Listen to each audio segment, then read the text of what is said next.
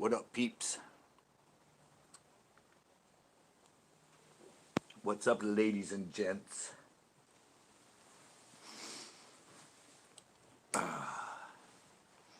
Welcome to the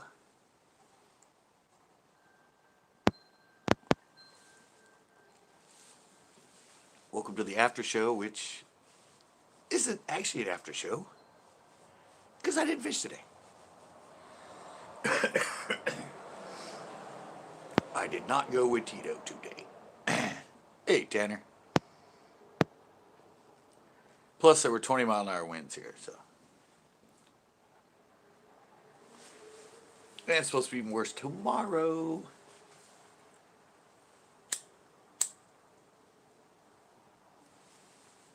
Even worse tomorrow.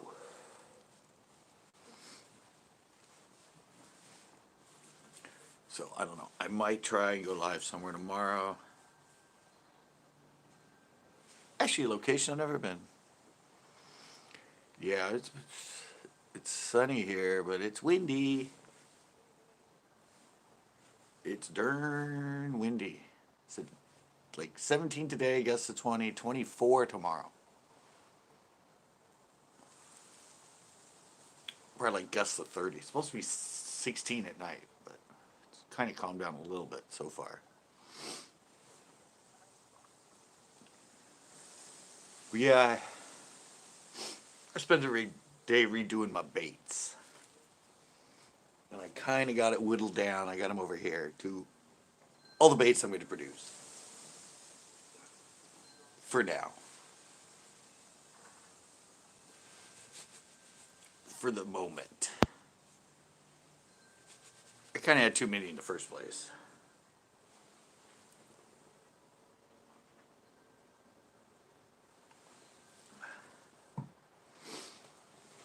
I think I done had too many. So I'm gonna like 10 baits, 12 baits. Just everything that I always catch baits on, or catch fish on. Keep it simple. Jig in the weight I fish. Got in a full 40 hours, did ya? Yahoo! It's pretty good. I worked probably that much or more on CCB this week.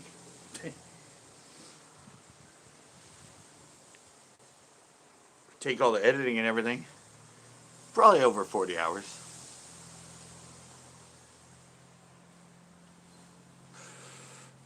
Of course, I didn't put together any dead animals, but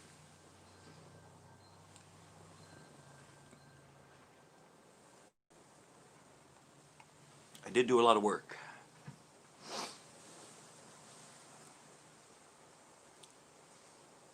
Yeah, I saw it. I haven't watched it yet, but I saw the thumbnail and the title. 6+ PB on my kayak.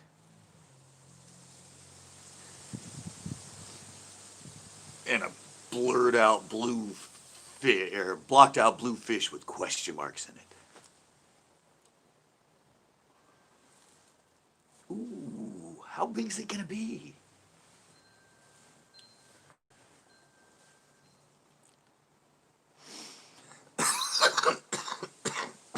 Yeah. I said I saw that. It was blue with question marks in it.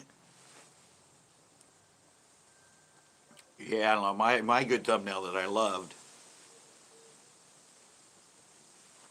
The one with the Lamborghini. Yeah, that one's not doing well. I really didn't think it would.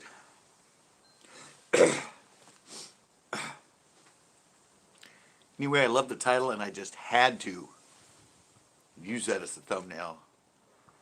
It's just not getting as many views, but evidently a lot of bass fishermen aren't really into exotic cars. What, an exotic car? Ew. Big mean truck? Sure. Good. What's up, bro? How's the old kill doing? It's funny. It's not showing me anybody in here.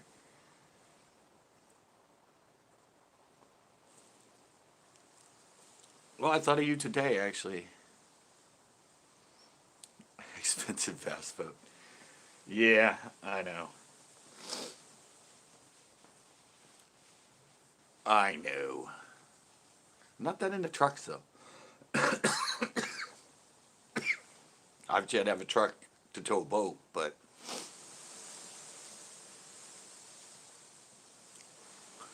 nice. Done rented a cabin. Oh, I was thinking of you today because I was going to put up all three of my skate vids together. I was going to put a best of my skating fishes.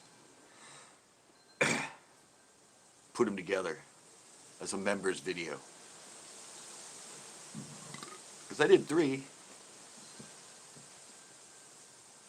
I did three at the El Estero skate park.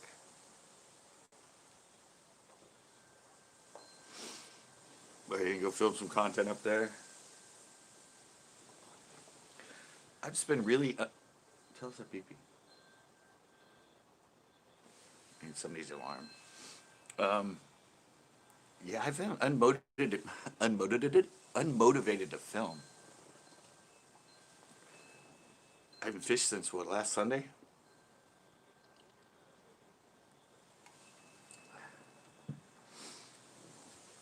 I gotta film some tips and tricks and stuff. No, I just haven't been into it. I'm going with Tito and that, but I haven't been motivated to go by myself. It used to be all about the solo adventures.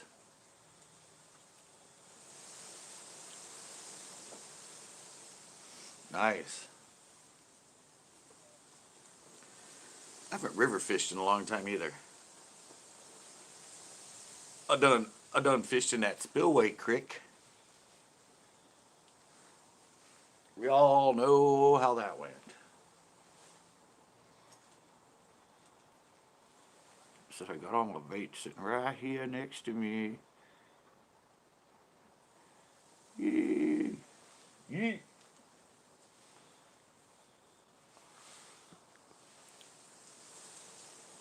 Boat fish in a river. That's gonna be fun. I don't think I've been on a river. I've been on the Colorado River on a boat.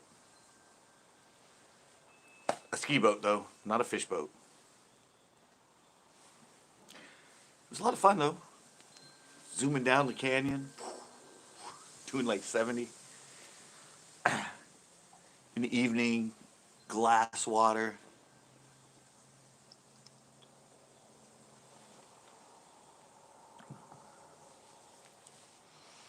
Got stuck on a rock.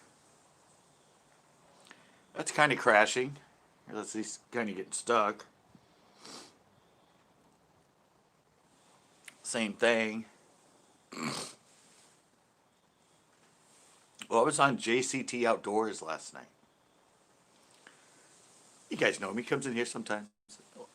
I went on to his live. Gave him some tips. Threw him out some tips.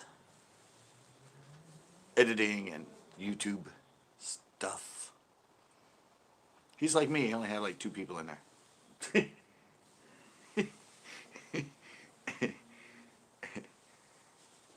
It was a slow night. I was waiting for people to move up. I keep having a hard time saying waiting for more people to come in. So I was going to show all the baits, but oh well. They'll wander along. They'll wander along.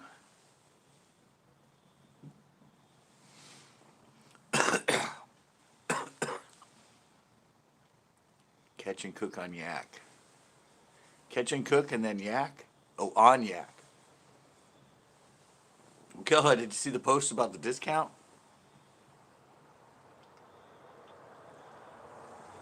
I don't know if you're one of the two still in here or not, but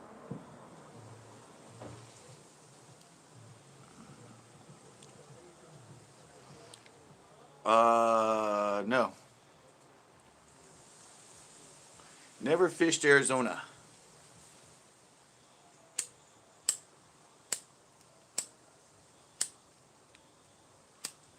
Ah, yeah.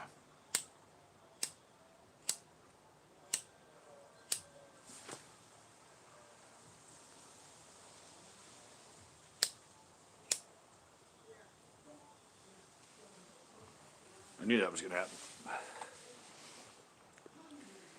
Yeah, 20% off. Yeah, they calculated 20% off the whole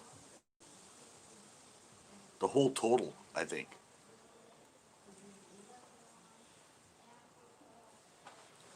they said they were gonna take it out of your profit,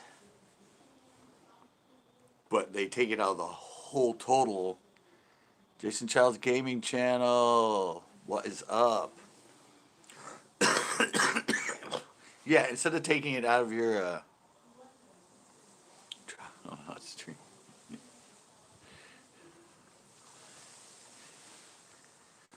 Oh, thanks a lot. Yeah, I forgot about it because they take it off the whole total, so ends up being a little more, but it's for my members. Noah Man ordered something. He ordered a caveman purple shirt. The caveman design with that sort of blocked three-dimensional CCB CCB on it. It looks like all sort of caveman-y.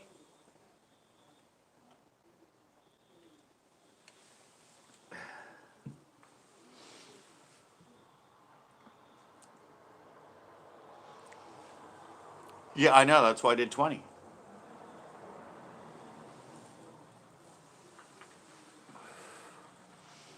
Doing all right. My YouTube thing's up and up. It's going good.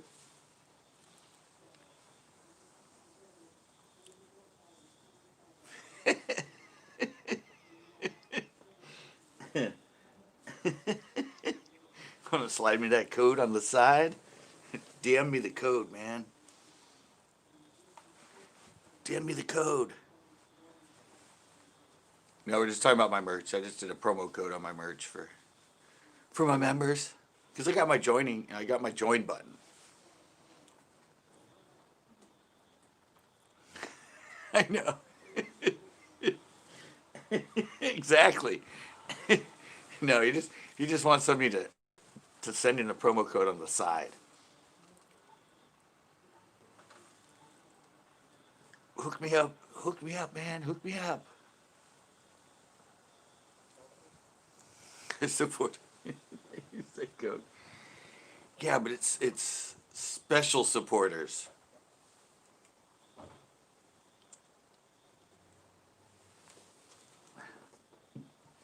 It's my athletic supporters. Nah, this sounds like a jockstrap. They're my supporters that support my athletic sport I do of fishing. I'm special. Yeah, we know you're special. You create a lot of special problems.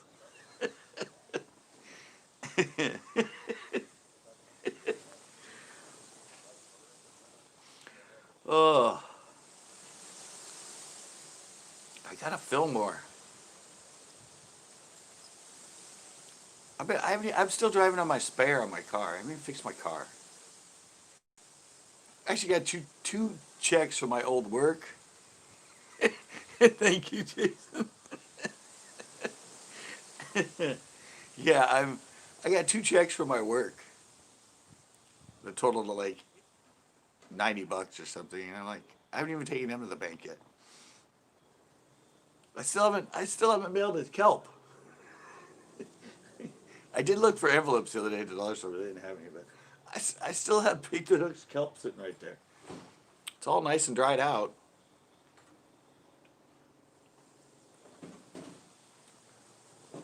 But I still haven't mailed it. I still haven't mailed my friend. No, luckily the Volkswagen has a full size spare. Yeah, if it would have just had a donut in there, I would have had to go get the new tire right away. But it's a full size spare. And it was brand new. So I've been lazy. I did order the external mic for the Go for that. Remember when I did the experiment? I kept saying wireless, but it's a wired mic.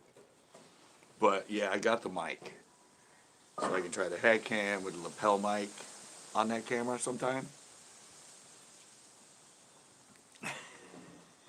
Yeah, no, it's not a donut. Thank God. Thank you so much, Jason. I know I said it earlier, but thank you so much. Yeah, that's why I said I didn't want to drive around like with. But no, the Volkswagen, it's actually the same. It's a 15-inch rim instead of 18-inch, but the same tire and everything, so it's the same height.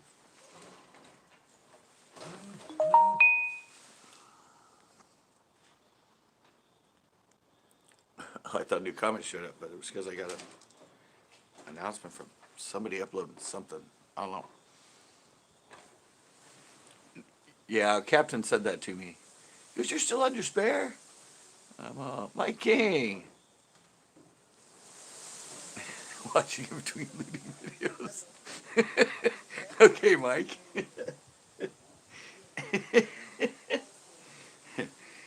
Yeah, and then Captain goes, that's all right. He actually ran a donut down to the treads.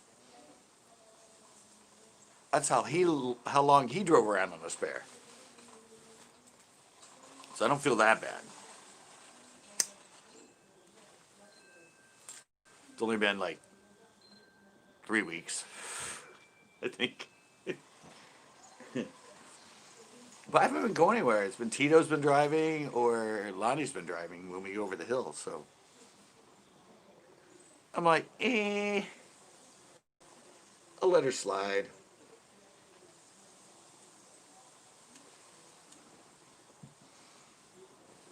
I'll let her scuff off a bit.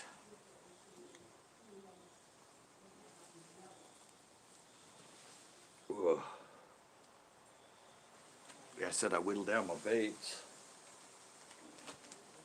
So I got all my baits sitting right here. My killer buzz. My rib minnow. Yay.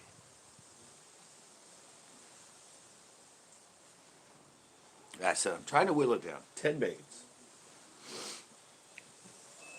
Might do the crankbaits again later. But I said I'm just going to produce what I always use and what I think is the best in each weight and everything. 2 jigs. I finally got a piece of my own merch finally. I know it took me. I only have 3 pieces. Well, I have the hat, and I only have 3. I have the old school T-shirt. I have the crew hoodie, and I have my me as a captain hoodie. So I don't know. I don't order many T-shirts. I'm more like I'm always wearing a sweatshirt. So I do need to get some long sleeves though. Need my own merch and long sleeve, and I need to do some more hats eventually.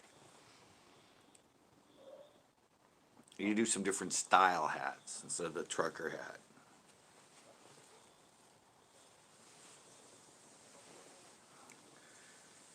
And order one.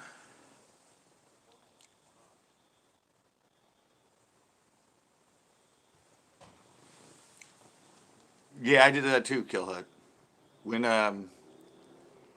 When Tito when they ordered, I got a free sample. So that's when I ordered the captain hoodie. That's when I ordered that one. I think mine's like 5 in a week, something like that. 5 in a week and you get a free sample.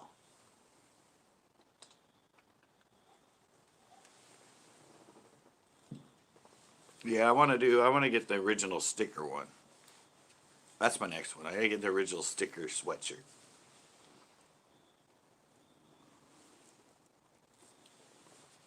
That's what I'm gonna order next. I just did the first one because that was the cool artwork that, yeah, that's what I said. I'm going in, I'm like, if it's free, I might as well get a sweatshirt. I mean, why would you just get a t-shirt when you can get a sweatshirt? Oh, and the last 2 sales, because No Man actually ordered one today with the member discount. And it went direct. Remember I spent all that time? That's why I said, hey, the drama's over. Yeah, all my sales now off them go direct. So just had to bitch and moan at them quite a bit. And I got them to turn all that shit off. I want my pure profit, baby. And I know how to draw my own attention and sales and traffic.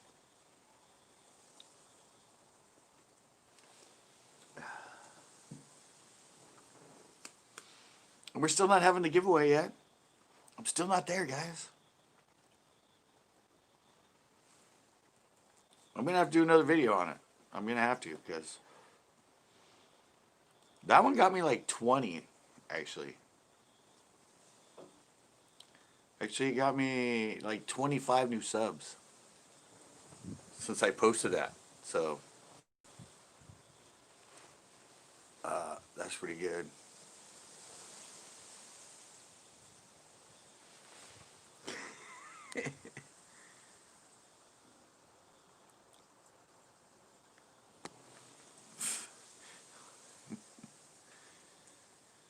Wow.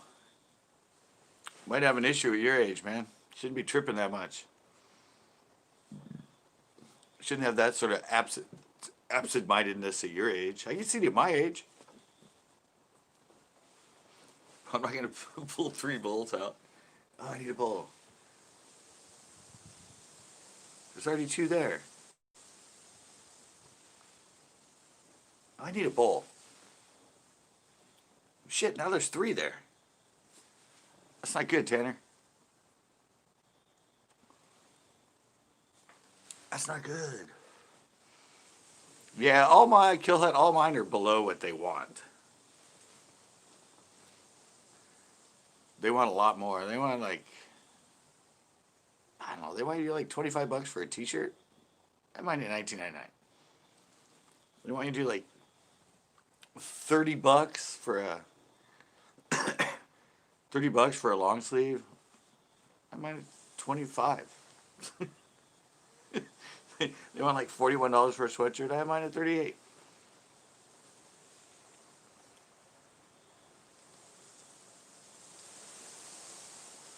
Yeah, since I went on, they jump everything up, like what they suggest or what the default price is.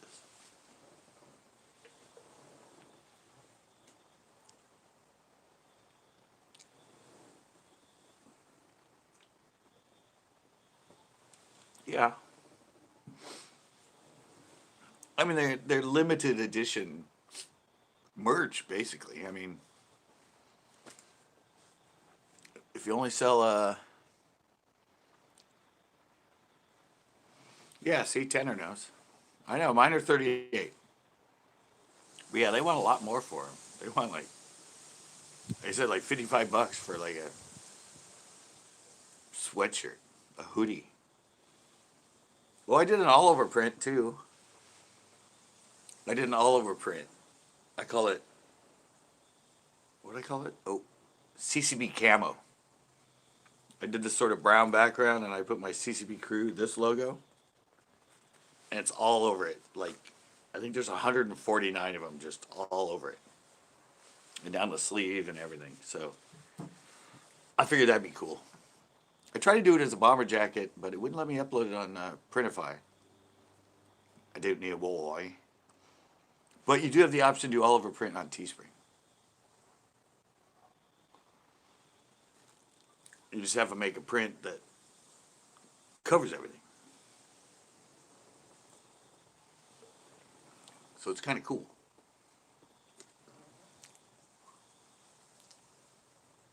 Sweatshirt, like 15-year-old. Yeah. They're gouging you. I keep my profit reasonable, but yeah. A lot of people just like, yeah. Oh, but I was saying too, like custom, I said, if you only sell 5, there's only 5 of them. If you sell 100, there's only 100 of them out there. You didn't do a run of 10,000. And all the rest of them, you know, once they don't sell anymore, you're just going to be like, yeah. So that's kind of cool. Like this hat, that's the only hat that's ever been made. Supposedly 3 more for sale, but, hey, you just worked 40 hours this week, Tanner. You're going to be rich. You're going to have like $1,000 to spend. You're a taxidermist, man. They get paid bucks. Isn't it like $100 an hour? Skilled labor doing taxidermy, man.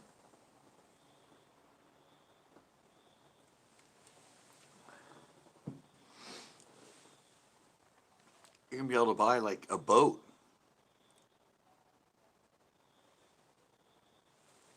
Why is that alarm still going off? It's been going off for like 2 hours. Protest the apparel. Well, if people are willing to pay for it.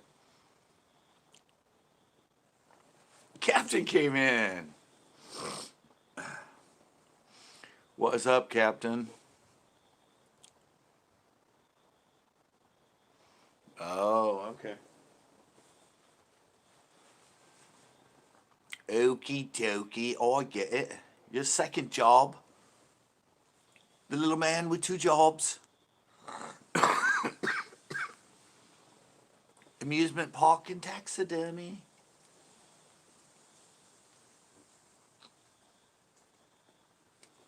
I don't know where the accent came from. It just showed up.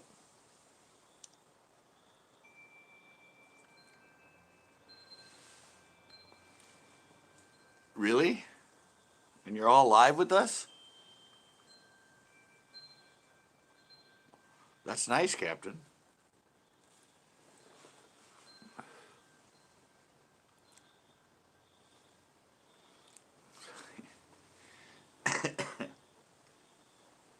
Thank you, Captain, for coming in on a little getaway.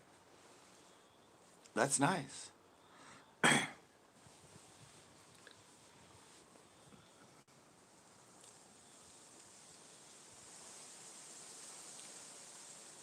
Alrighty, thank you, Killhut. Thank you so much, sir. Yeah, corn hasn't been in. Backwards hasn't been in.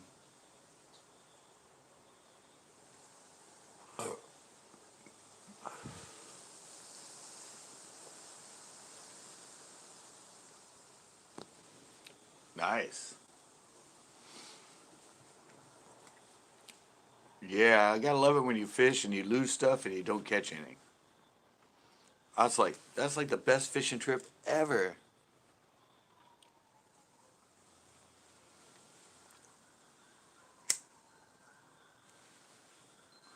Yeah, you're right. Ooh, I'm 7-7. Ooh, I'm 8-7. Wow, people said they're leaving and it's going up. Uh, yeah, just standing there making food. I once did that at a fair, Tanner. I forgot to tell you that. I was the guy that made the cotton candy. Yeah. I was there and I was like doing the rolling and doing the yeah. And the thing was, I did them huge. Everyone was all yeah. And I would try to get them like 3 feet tall, like, and I'd like pick the whole thing up and like kind of balance it for him, and then hand it to him. Yeah, that was fun. I had a ladder because I was little. I had a ladder and I'm up there and I'm like, let me make the cotton candy. That'll be my job. Yeah, and everybody was like, people would stand around and cheer because I was like getting it so tall. But then to turn it over and get like balance it and like get it to kind of squish down, so you could like get it up and give it to him. Yeah, that was a lot of fun. I did. It was for the JCs at the JC's booth. JC's or Kiwanis. Oh, my dad was in both. I think it was the JC's booth. Yeah, I was the hit cotton candy maker. Took it to the next level. Next level of cotton candy making.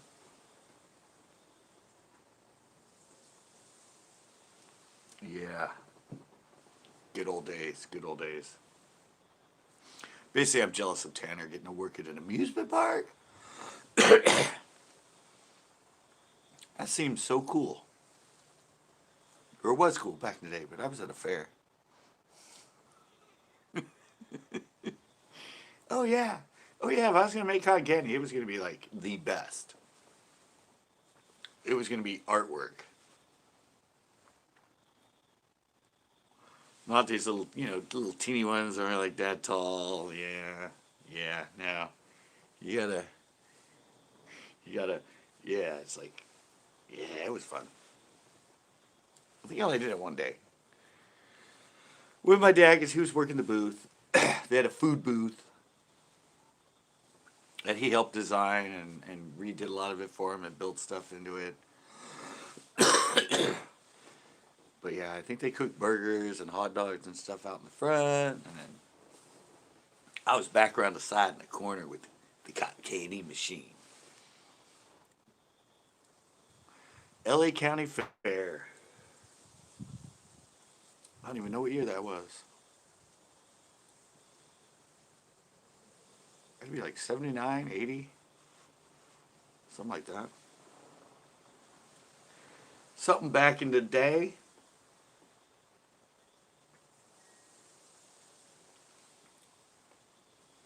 You guys can't hear that. It sounds like a cricket or something, but it's not. It's an alarm. It's like, eh.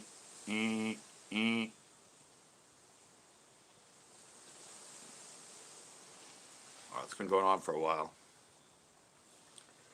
Starting to get rather annoying.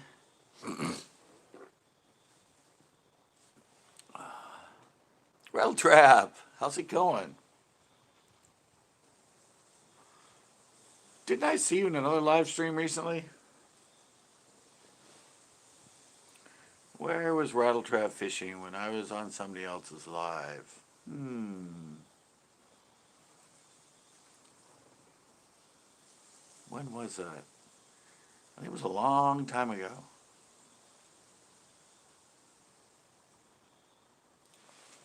No, he was in there last night when I was on with JCT Outdoors. We were hanging on his live. Having some fun. Did a little dance. Got down tonight. Actually, last night. Not tonight. Oh, there we go. I'm 8-8 now. I'm 8-8. Now I'm 9-8. It's going crazy. It's on an upward trend. Always like upward trends. Unless you're a golfer. You don't like upward trends. It's a downward sport. Do you have my bell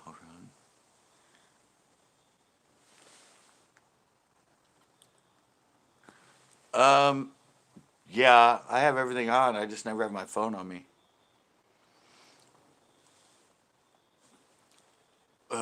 Sorry, Rattle Trap Fishing, but yeah, no, I never have my phone with me. I don't carry it with me, and it's never on, and I'm only on the computer when I'm doing work. But when I stumble upon somebody, I come in. When do you go? Do you go early or late or? Ooh, I'm 11-8 now. Yeah, I don't know a lot of people's schedules. A mobile phone, yes. I know. It just sits off all day.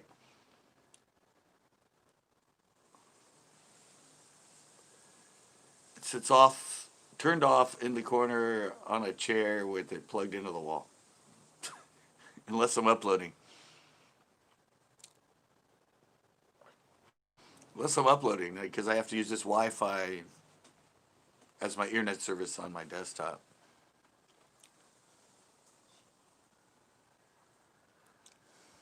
The bills come off a lot on me. Oh. No, I'm not a mobile person. Like what Captain said. I'm not a mobile person. My phone is basically my device to go live and my device to upload and do stuff on my desktop. Other than that, I don't carry it with me. Like all those shows you see me do with Tito and Wasabi and all that. My phone's not with me. I leave it at home. I'm like, they have a phone if something happens.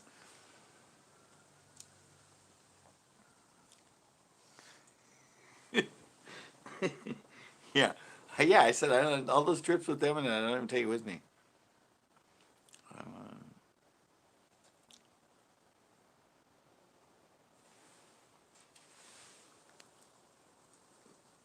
8 or 9. But where are you? Are you here? Or where are you?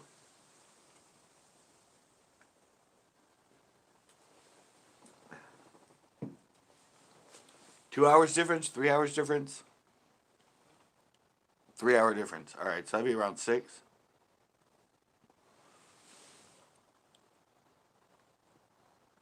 Around 5 or 6. Okay. Could live off a pager. East. Yeah, so yeah, 5 or 6. Yeah, I'm usually not on. That's just it.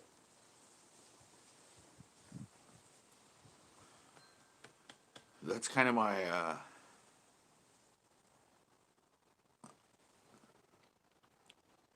12th would be earlier. I said almost like when I found Captain Live, I went on. And then last night I found JCT Live, so I went on.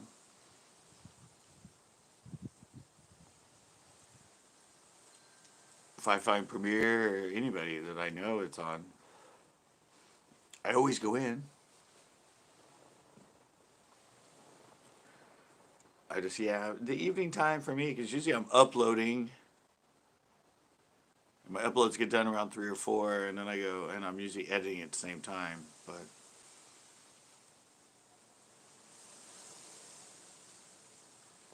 I hate to cruise the internet late night, just like I do my lives.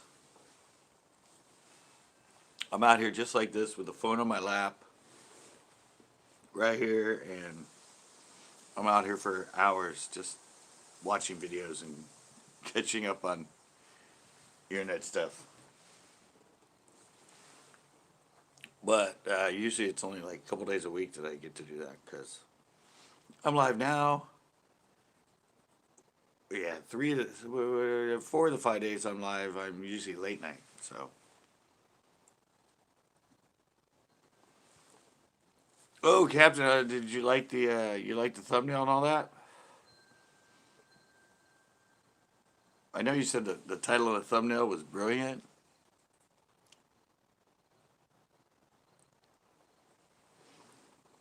Oh, you were on then. You went there. All right, yeah.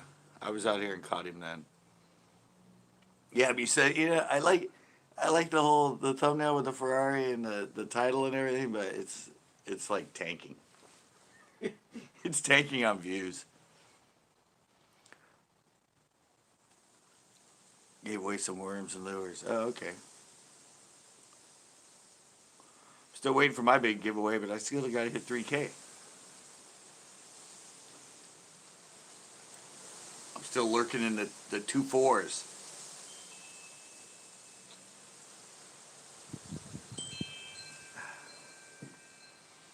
Got to get myself to 3.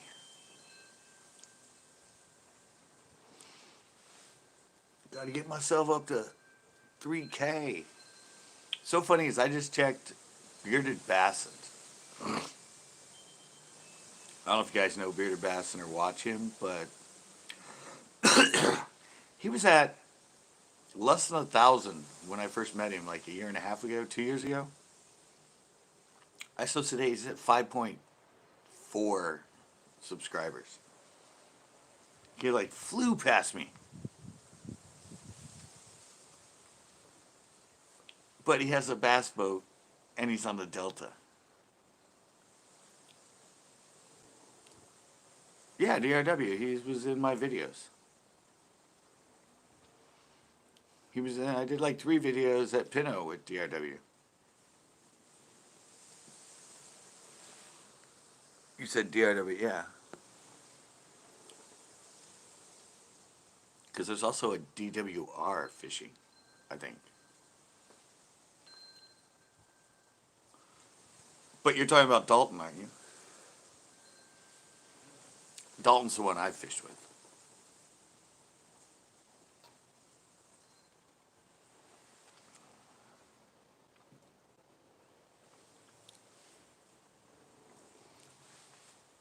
Yeah, it was probably from me.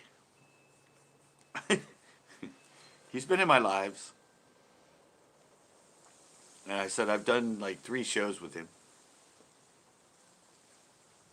3 shows at Pinto. I was supposed to do a Nazi show with him, but we had to cancel it, and I haven't hooked up with him since. So I would love to go to Nazi on his boat with him. That'd be good filming. Because I know that lake too. So I might be able to do some stuff. Fish some different ways that he doesn't.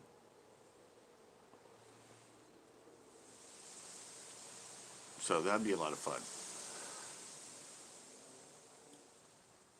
Because he came to Pinot, which is, I know a lot better than him. But I have like 2 years of knowledge of Nazi and tournament knowledge of Nazi. So it'd be fun to go down there and do a collab with him on his boat at Nazi. We still gotta wait for all this crap. We're still not even released yet.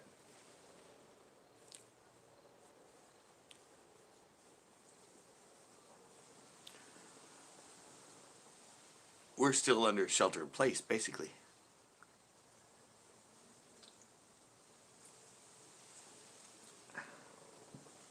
And California is growing.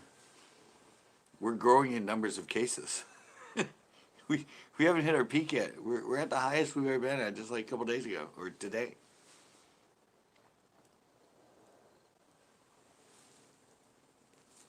And cases are going up everywhere, so I don't think this is going to be taken care of until we have a vaccine. Then we can start null and voiding it.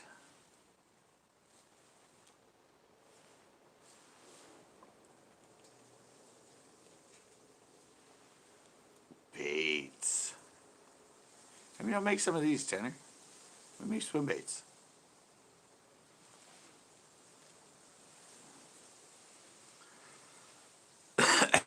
Yeah, I said it. Yeah. I'm narrowing down my bait selection for my custom baits, and I'm going to finally redo the cover of the website.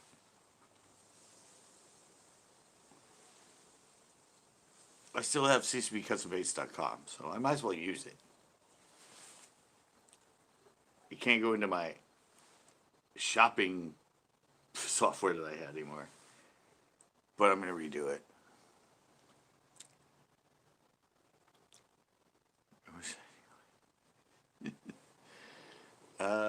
Yeah, that takes a long time. All it's going to take, Captain, I got something for you to try in your local lake. A little 1/0 EUG hook, a 4.5-inch RoboWorm, or a 6-inch, and a 1/16 ounce sliding bullet weight. I always see you use the Texas Senko in that. Try that.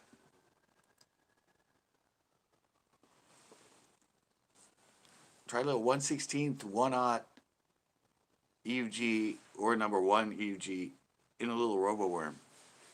a little 4.5 inch robo worm with a 1/16 ounce sliding bullet weight.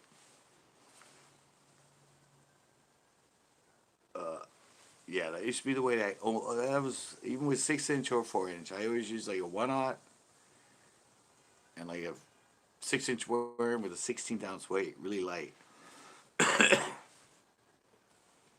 It gives it a lot of action, like, is it the lure? I mean, I don't know. I just was gonna say I want you to try it. Go for the robo wormers first, just to get the margarita mutilator, the original margarita, because now they have MM2 and MM3. Now, regular margarita mutilator, because your water's kind of dirty. That's the purple, blue, brown one, or like more grape with a blue line and then brown on the bottom.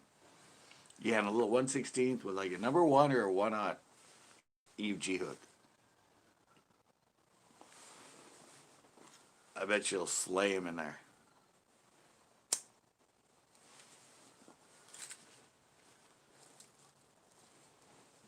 Yeah, I just because I see you throwing the bigger. I'm seeing the size of the fish in there, and I'm seeing their um, their I don't know, just their whole look and their size and their profile in that, and I just think that'd be a really cool bait in there. It's light enough to go over the moss, but it's, I don't know. Just give it a try. Smaller profile, thinner.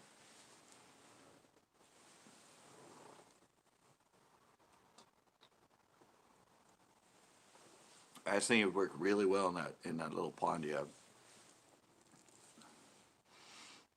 And it's a different look because you don't usually throw something like that.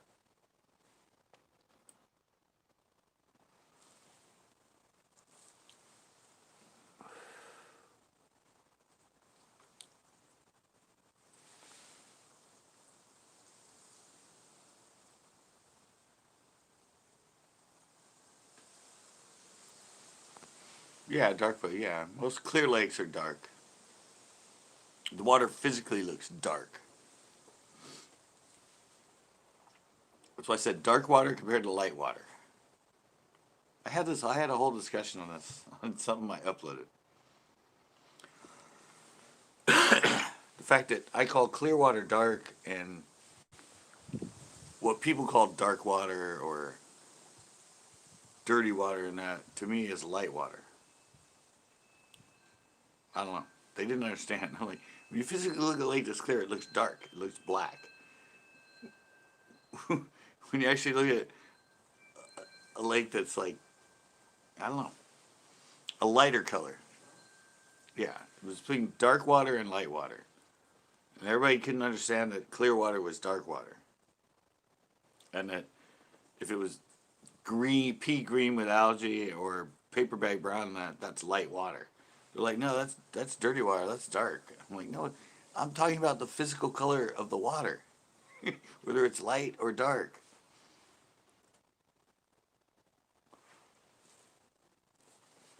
That's how you choose your baits. That's how you fish them. We go to more transparent, darker colors.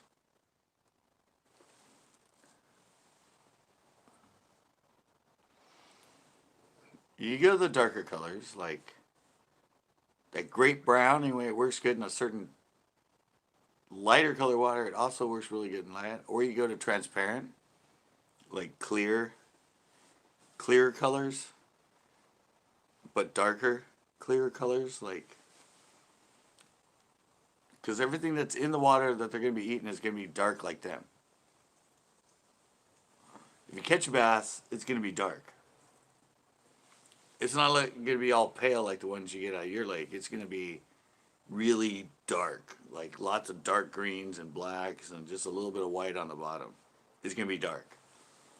Because everything around them is clear and it's dark. They're like a chameleon. They match what is around them, so they blend in more.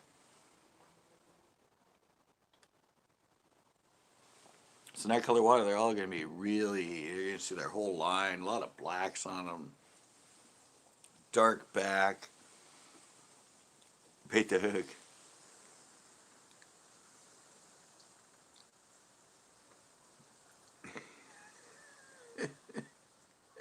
I didn't even see bait the hook came in here. Yeah, the fish are going to be dark.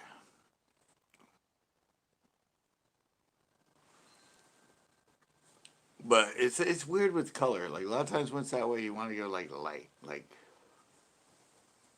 Tito's in the house now.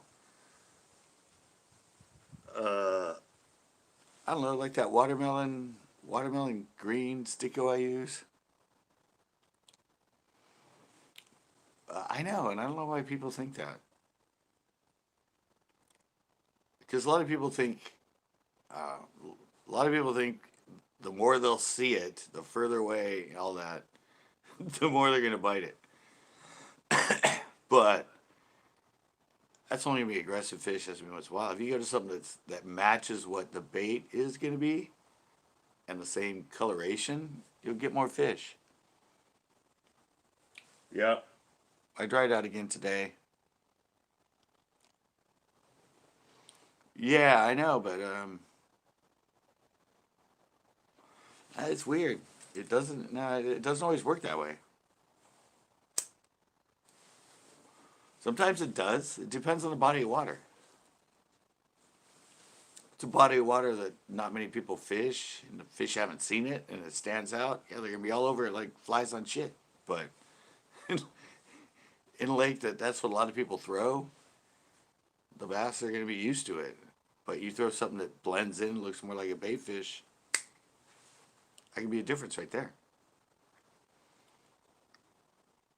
Because most people want to do that.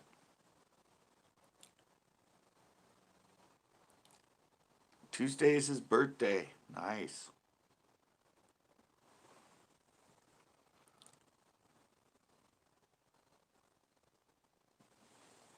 Yeah, that's just, yeah. I mean, but see, I'm a wildlife biologist, so I think about it from the side of the fish and what they're used to, and what they're used to seeing at the time. So, yeah, that's why I look at it differently, and I try to teach that it can be different. But you never know. I mean, sometimes you try all that, the blendy stuff, and all of a sudden you throw into something that's completely bright and obnoxious, and you start catching fish. So it's always about figuring out what they want for that day. What they want for that day and that certain time. But I start off with what I think would look more natural to them. And if I can't get shit on that, then I'll just start throwing the bright shit. And be like, why the hell they want this? This is like a 10% occurrence.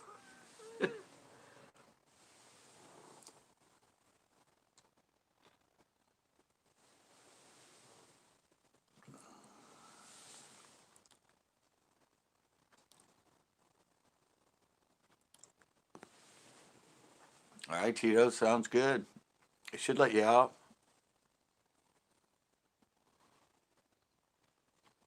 Exactly, yeah. That's the match to hatch concept. I said I went to the dollar store, but they were out of envelopes. They have these cool dollar envelopes that are plastic lined. And yeah, I was just going to break it all up and shove it in there. But I went by there and they were out of them. So I'm thinking of cost on my end, you know? And they're super lightweight. But it's right there, including the new kelp. There's I know it's all dry. Probably weighs about like 3 ounces.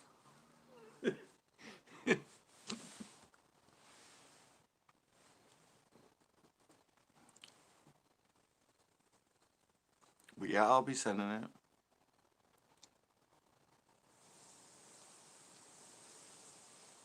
You gonna try it what? Really? Tomorrow? Beach? What?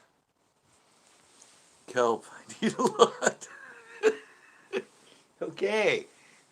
I was planning on Monday. I was gonna send everything out. Monday I will get the kelp in the mail. Got your address. Plus I gotta send something else out to a friend. Tomorrow, the beach. Tito, I hope you know it's supposed to be 25-mile-an-hour winds tomorrow. Just FYI, Tito. 25-mile-an-hour winds tomorrow.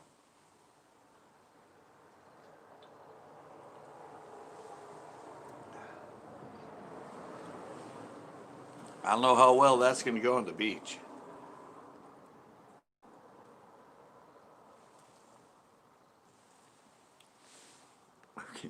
Getting kelp rest. No, I'll send them out. It's all in there. It's nice and dry now. I can totally crumble it up and shove it into a envelope.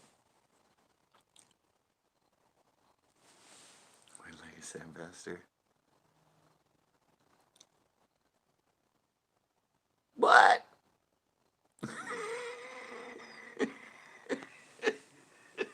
Oh, great. Now I'm getting ganged up on.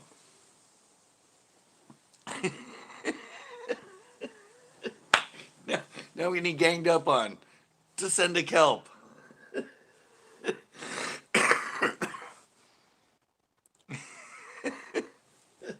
Okay. I can't send it tomorrow. It's Sunday. I promise. I'll get it out on Monday. I'll get motivated again. I will shove all the kelp in an envelope. And I will ship it to Captain. Or to Becker. Yeah, why should we send it to the wrong person? I will send it to Bait the Hook. Oh, wait. I don't want to put it down anyway. Yeah, it's in here. Let me show it to you.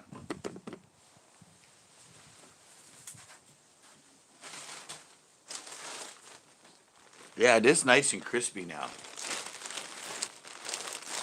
See, look at that. See? Quite a bit of kelp in there now. It's got the salt on it. But yeah, it's all nice and dry and crispy. So I'm keeping it in the plastic. But once I dried it and I was leaving it open. So I set it like that so it's not, and it doesn't absorb any moisture during the night. So it's staying nice and crisp.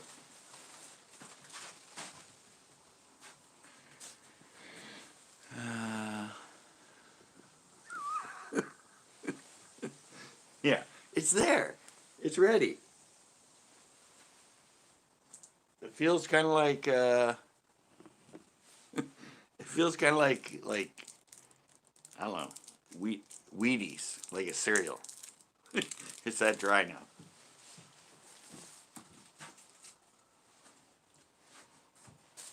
It's gonna weigh absolutely nothing. But I said I attempted to get an envelope and they were out of them. So.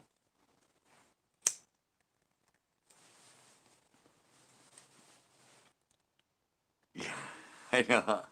I'm like, I wonder if I could eat this stuff.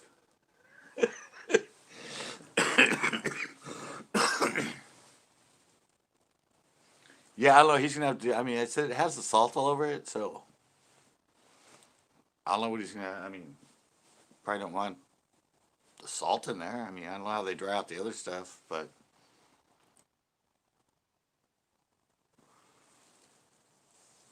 they probably soak it in fresh water for a while or something, and then I don't know. There's some process. But I figure you just like it's so dry, you can hose it off real quick and then just hang it, get all the salt off, then grind it and mash it,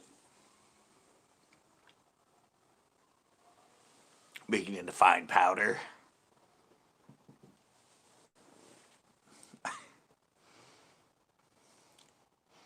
Comes with fresh sea salt. I know it does.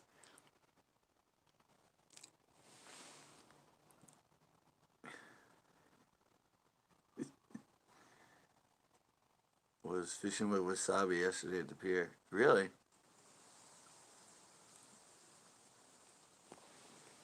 Wasabi didn't tell me he was going to the pier. Catch anything? Oh, that's right. Wasabi's mad at me. He's mad at me because he gave him a hard time as he said he didn't see it. We left the part where he lost his glasses in the video.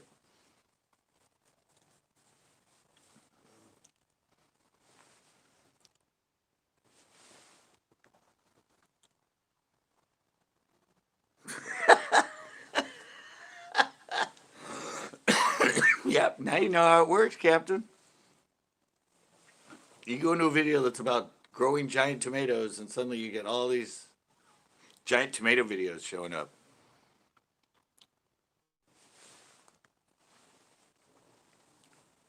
Yeah, I only go if it's a southwest wind, man.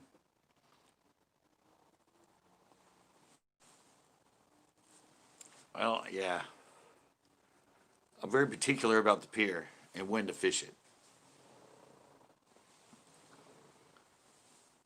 Just like like any lake, I have to, or I have spots usually in different places depending on the direction of the wind. It's kind of how I research a lake and find spots on a lake.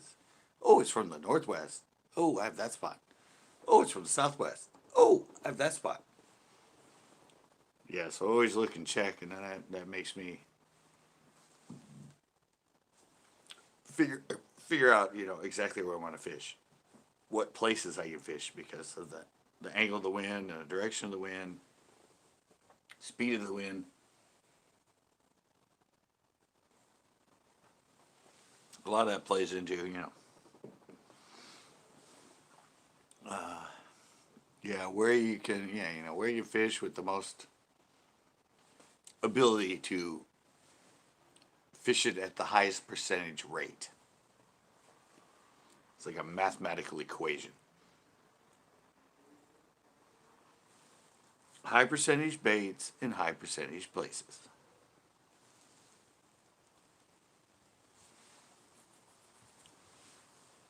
That's the way I go about it.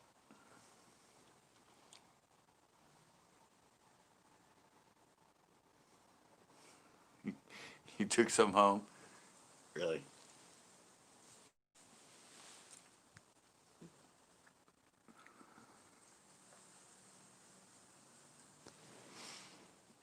It's funny with Tito because he always types in. He always types in code.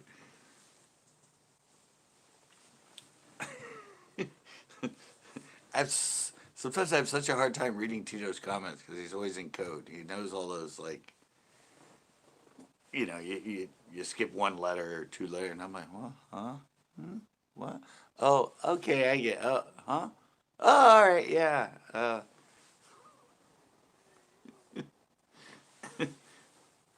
I'm not that shorty texy guy. Ooh, we're up to 15-9. Nice. Get some people in. Late night.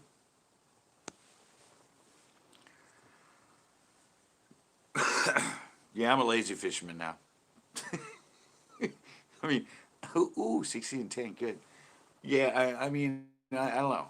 I want to go there. I want to catch fish, and I don't want to spend a lot of energy doing it because, well, JD87. It's all right, Tito. I'm learning your code. Yeah, I just the wrist, the elbow, the shoulder. It's like, no man.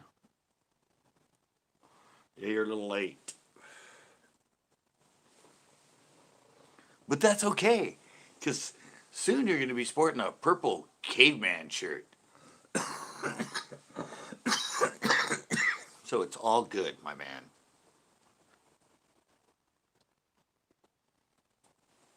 It's all good. No, I was just talking where I was going to talk eventually when I got people. I mean, there's enough people in there now, but yeah, I have all the baits that I'm going to actually keep and produce. Gamer Twist. What's up? Yeah, I'm in here. Yeah, I was going to keep I was gonna go through. I have them all next to me, but because I've been kind of.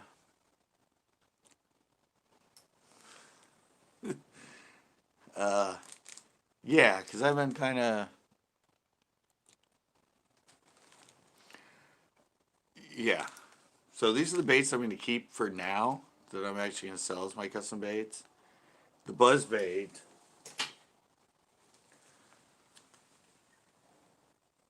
The 3/16 finesse jig. These are actually the Gotcha Flick stick. The 4-inch. The Gotcha Flick stick in the 5-inch. 5 1/4. Something like that. The actual Gotcha stick. 5 1/4 inch. The rib minnow. Gonna keep the rib minnow.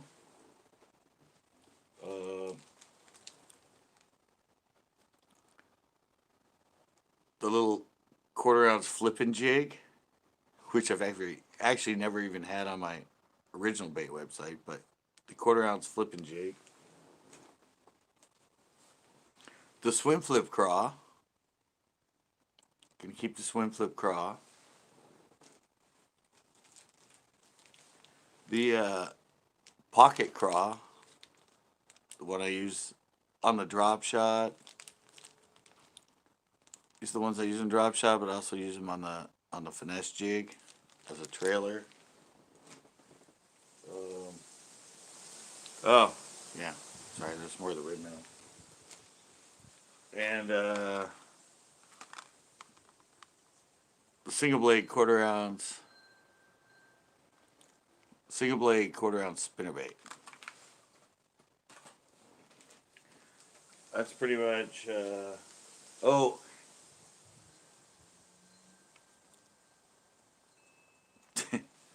And well, and the flipping tube, the 4-inch and possibly 5-inch flipping tube, but the 4-inch for sure. No, those are the baits that I'm going to keep, Captain. Those are the ones I'm going to sell as my custom baits. And eventually, possibly the cranks again. Actually, I like the square bill crank and I like the flat side, and I might do a jerk bait. But yeah, that's it. I said I'm honing it down to just the baits that I catch the most on. Yeah, well, I'm going to redo the website. It's going to be different because you're going to have to. It's going to be through the PayPal.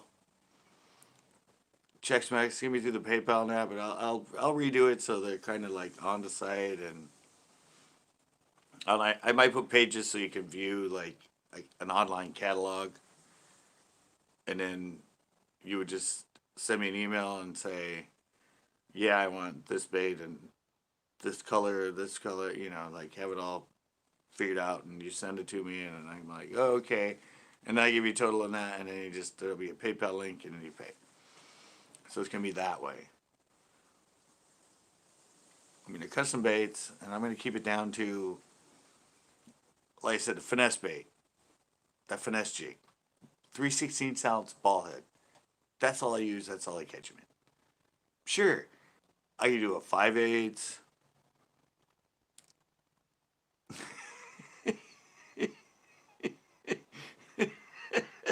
Thanks, Tito.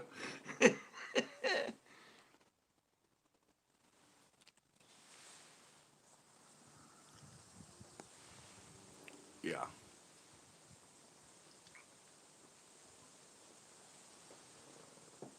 Yeah. So anyway, so like I was saying is, yeah, I'm that 3/16 ounce ball head with the little 2 1/5 inch flared skirt and that. I get them in a lot of different, like 5 different weights, but 3/16.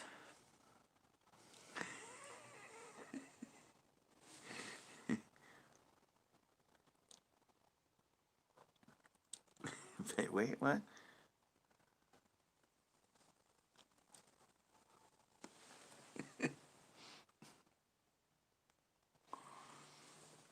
Yeah. So yeah, I mean, I'm sorry, I keep getting distracted with the comments, but yeah, finesse jig, 3/16 ball head. That's one I had an 1/8 ounce different on that, but no, the 3/16 seemed to be the best. Quarter ounce flipping jig. I'm gonna like it. That's just the one that's the best for me. It's not. I'm not gonna do it in a quarter and 3/8 and a half. Not no quarter. It's gonna be. It's gonna be what I fish and what I catch most fish on, that I think are different baits that most people don't fish, and I think that's why I catch more on them in given situations. That so. Yeah, I'm like, I do a 3/16 half finesse it, and I get people going, "Hey, could you produce those in a quarter or a 3/8?" And I'm like, "No," because in my mind and in my history, I always catch more in the 3/16 than going up. So no, try using this and you'll catch more fish. That's my philosophy of a custom bait. It's custom set up for what I do the best on and what I catch the most on in a given type of bait. So I want you to catch more fish, so I'm going to produce them in that. No need to produce them in a bunch of stuff that's I never fish and I don't think works as well. So, yeah, that's what I got right now. Sort of. I mean, I hope you guys understand that.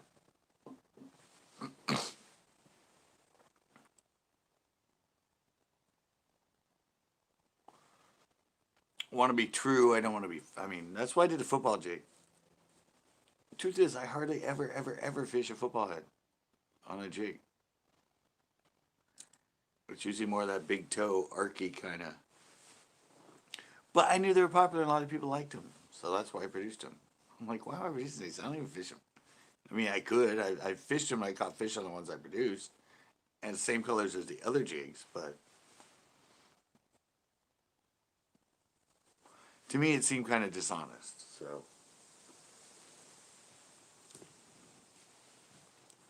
it's going to be more select, like 10, 12 baits. That's it. Oh, and I'm going to keep the bobblehead, that bobblehead I use, the one I flip with and stuff, and cast a lot, like structure jig, swinging. Going to keep that one. It's going to be like the terminal tackle. But although I have a lot of underspin heads and everything that, I don't think I'm going to do an underspin. I'm not going to do the double blade spinnerbait. I'm not going to do that. I still have all of them to sell off that I made, but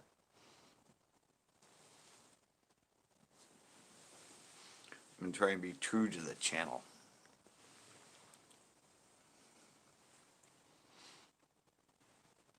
True to is what I fish and what I catch them on. JCT, what is up? You did make it in. I was on live last night helping him out, guys. Or at least trying to. He was on with his girlfriend. Oh, wait, sorry. His sister. Just kidding.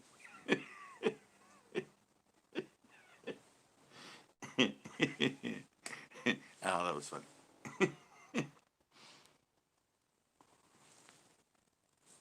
We were talking YouTube. YouTube and B-roll and software and, you know, that sort of shtick.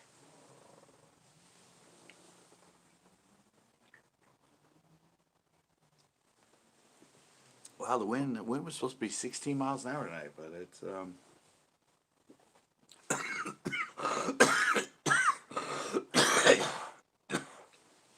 wow, really. Swallowed down the wrong hole.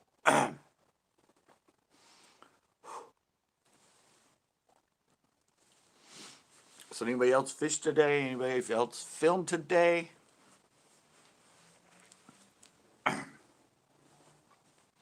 I said I was just I was redoing my catalog for all the bait stuff today.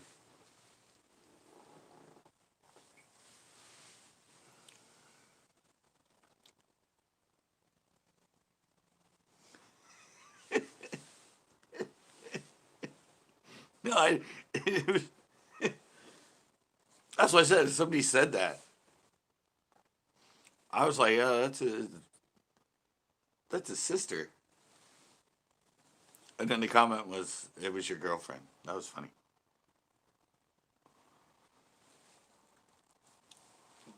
It was pretty funny. It's like, ew, no.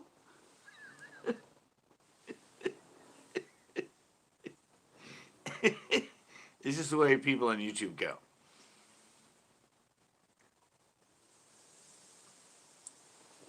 Oh, he's got a girl on with him? Must be his girlfriend. No, it's my sister. Jesus. Relax, people. Relax.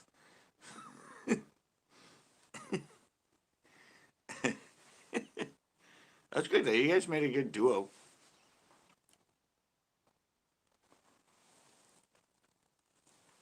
It was entertaining. I was in there for a while.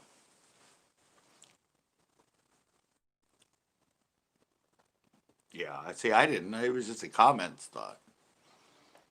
Hey, Corn's in here. What's up, Corn? Welcome to the Thunderdome. Is that what that is? I don't know what that means. This means shaka bra. What does this one mean?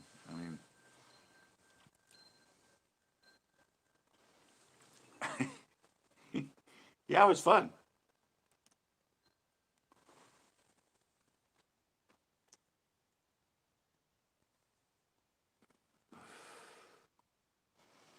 Thank you, Corn. Yeah, no, I said we were talking earlier because Rail Trap Fishing was asking why I wasn't in his lives, and I'm like, I don't know. I don't carry my phone on me. I don't have a notification. If I find somebody that I know that's live, I'll go in. If I happen upon them, and I happened upon you last night, so I came in.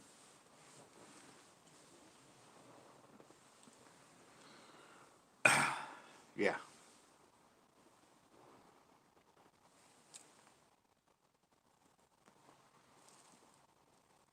Yeah, I just showed all the baits I'm going to be keeping. We'll have a video. I'll be announcing it later. I got to redo the website. I got to kind of redo just one page of all the stuff and then have like, I don't know, like the email link and the PayPal link, that sort of thing. But yeah.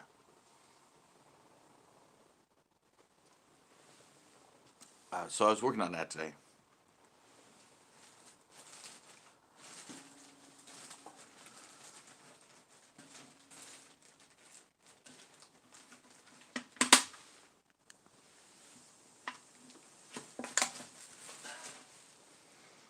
Yeah, exactly, Corn.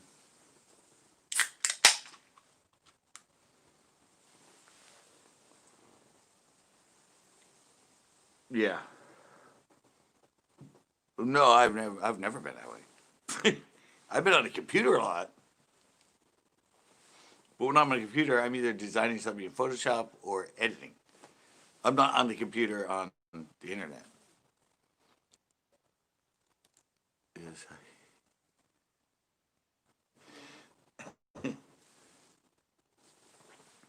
No, yeah, no, that's just it. Like, yeah, I love the computer and I'm on the computer, but ooh, look at this, guys. If you guys can see this. Oh, there you go. You guys can kind of see it.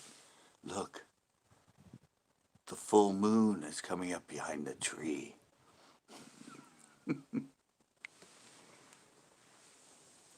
It's rising and it's very yellow. I'll show it again once it creeps its way out of there. Yeah, I love you, but it's funny because the computer you guys see me on when I'm in there on Tuesday nights and all that. That computer's not online. My other computer is the one I use when I'm online. I'm not on that one much. Just at night to reply to comments and all other stuff, or during the day if I'm uploading. But the computer that I spend 9% of the time on isn't even connected to the internet. So I'm always an advocate of keeping. Uh, hey Noah, thanks. I'm an advocate of keeping anything you do online or anything you do with editing and everything. That computer should have no internet access.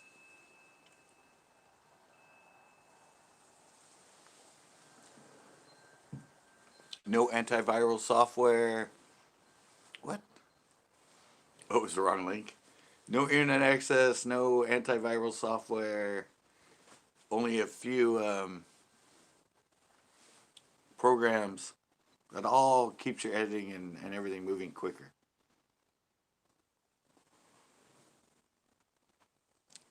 Yeah, that's what I said. Oops. Yeah, so I said I spend 90% of my day offline. That's just who I am.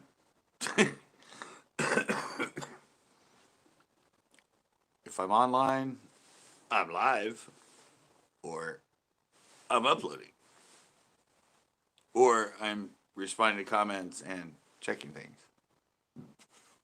All right, Tanner. Thanks for coming in, my buddy. Hope you do good with all that money you're making.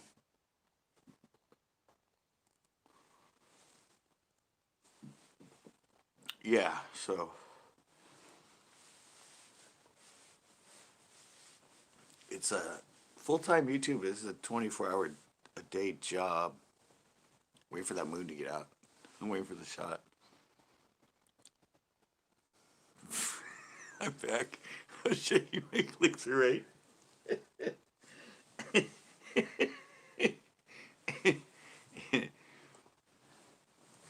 Yeah, yeah, that's fun. I was just saying my new video. my new video I put up tanked. I just wanted to do it. The video is great, but the title and the thumbnail, I knew as far as the bass fishing community, it would be like, who the who the hell cares about a fucking Lamborghini? If it would have been a really great monster truck.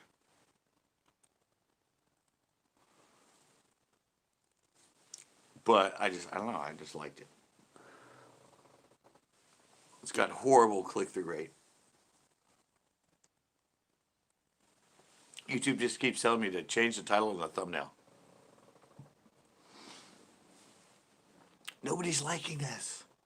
Consider changing your title and your thumbnail. It's doing terrible. But its watch time is up. So less people are watching it. But the people that are watching it for longer. You guys, look. It's getting closer. It's further out now. There's the full moon.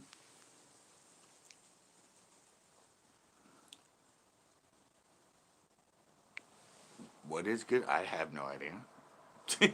I said, I don't know their impressions and click-through rate.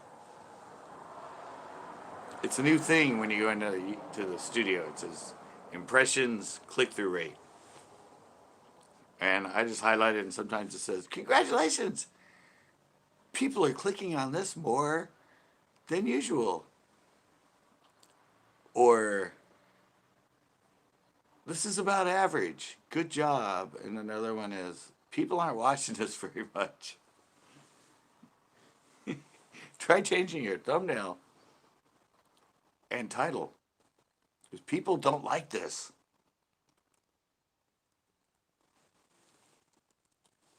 Yeah, I don't know. The only way I can tell what they mean is when I hover over it and it says, they tell me. They're like, yay, it's doing great.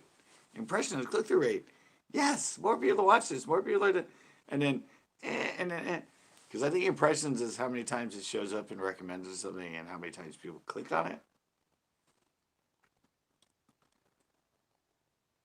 Because they say people aren't watching it as much. So I guess they're looking at how many recommendation and everything else it shows up on compared to your normal. Like they put it up on everything about the same, and certain times a lot of people click on it, and certain times nobody clicks on it. So I think that's your impression. But then click through rate is if they watch it consistently or if they click through it, like to skip ahead. I'm assuming that's click through rate. But I have no idea, JCT. It's a newer added thing in studio. So if it tells you good job, then it's doing good.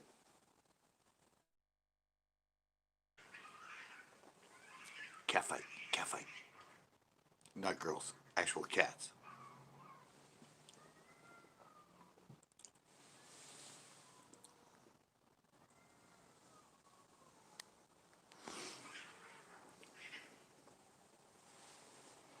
Yeah, I said I don't. Yeah, it's impressions and click through rate. So I said that's a new setting or a new thing that shows up on your new videos as far as number is it 9 through 10 of your last 10 envelope, and then it goes to impression click through rate.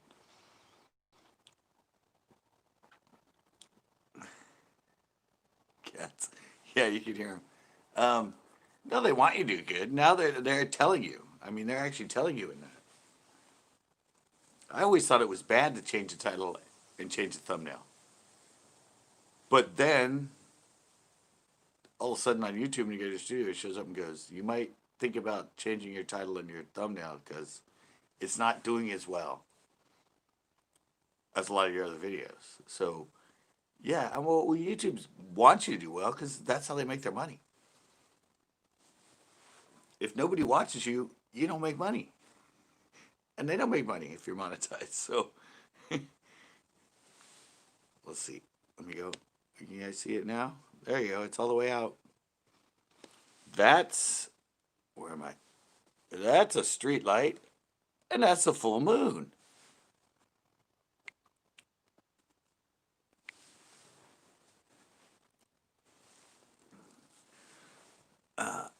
No, YouTube wants everybody to do well.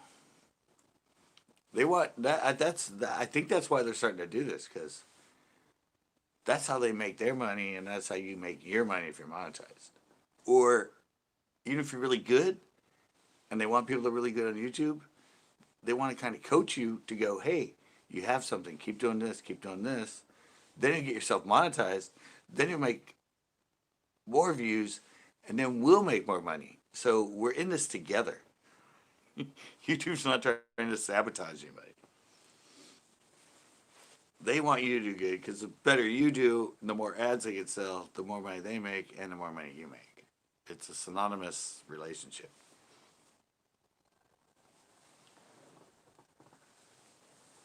And so they've changed some of that. Like the impression click through rate, that's a good thing.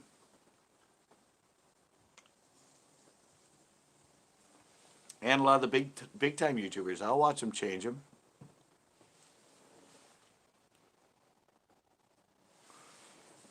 I said I've always seen the big YouTubers change a title and a thumbnail.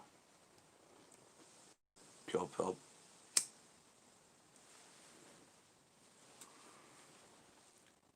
Yeah, I just happen to get on right when a big time like Mr. Beast or one of the bigger channels,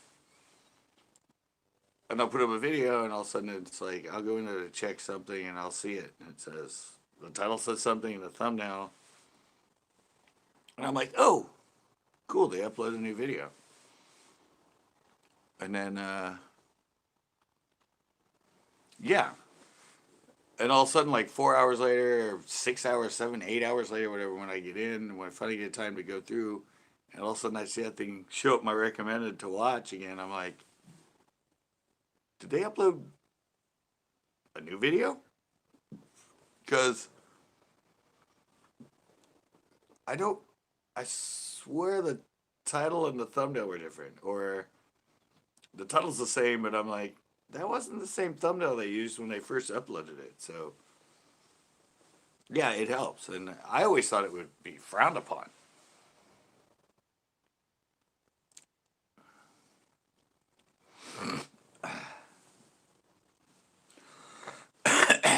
Yeah, who would ever do that, Corn? I hate that too. I mean, like, put up a video and say, such and such, and then say, we got busted, and then they don't even get busted? That's just horrible, Corn. Horrible.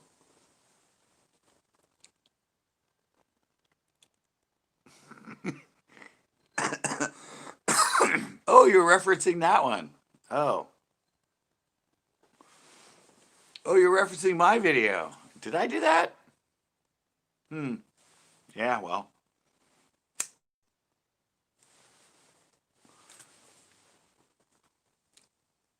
What happened yesterday?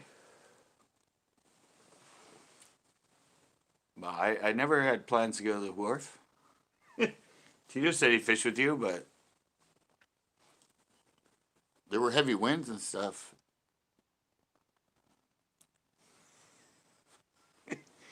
I know, but Corn, you got to play the game. I spent years and years and years not playing the game, and look where I am. Everybody else who plays the game is doing way better than me. So now I got to play the game.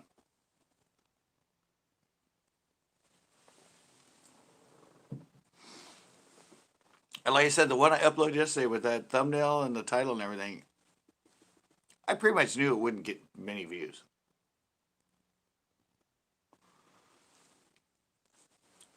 It's just like, they're not into exotic cars.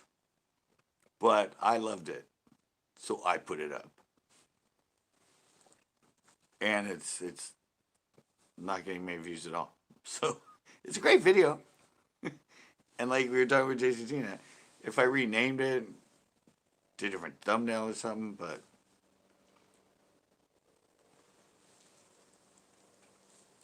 I like it the way it stands.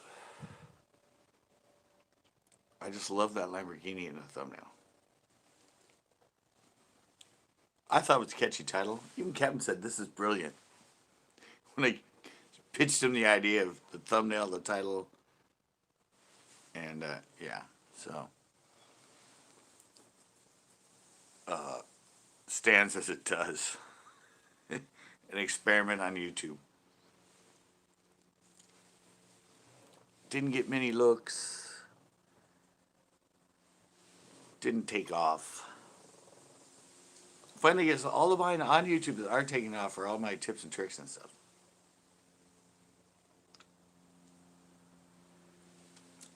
I have like my biggest producing videos in the last year have been something I haven't done much of, which are the tips and tricks videos.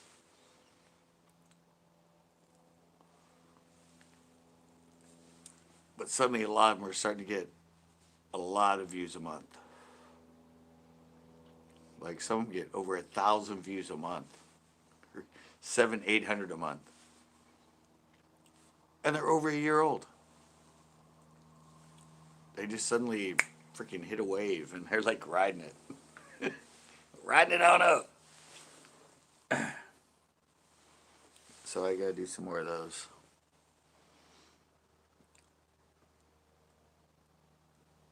Gotta learn the curve.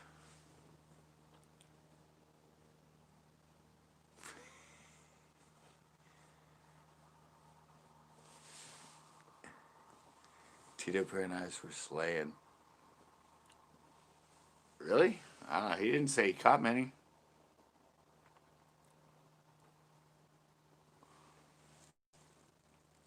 I don't know. Tito did say it was really windy. I just don't like to fish when it's windy.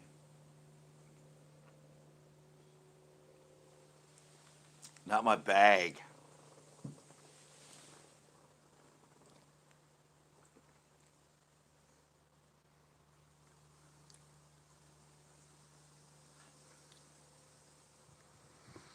Oh, Backroads came in.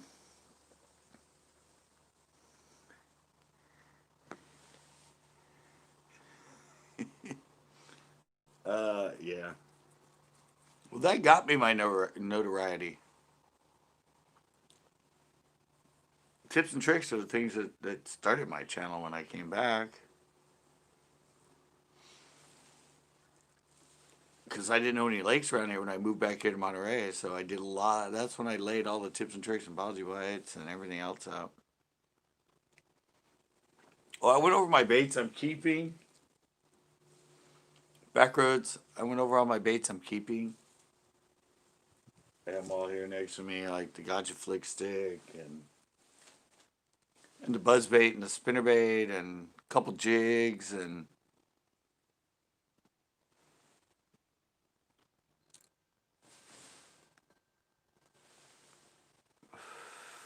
good night, guys.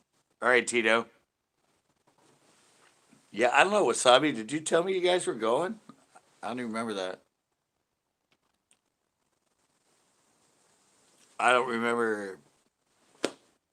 I don't know. I remember Thursday you saying you were going to the pier. So fucked up. So what exactly are you keeping? Pretty much everything you've ever ordered. Probably no crankbaits at the moment, but it's all stuff you've fished back roads. I said let's see, the gotcha flick stick, the pocket craw, the swim flip craw, um, swim flip jig, gotcha stick, the one that you want. Oh, and I have some of those too. And uh, I'm on this side of it. And the finesse jig, the 3/16 outs, the quarter ounce flipping jig.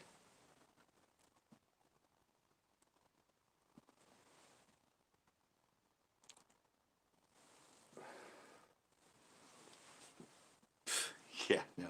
That's funny. I've never done good on watermelon green, watermelon red. That's why I said I was amazed with him. Because I can get my swim baits in watermelon red. I've just, I don't know. It's never been a color I've done good on.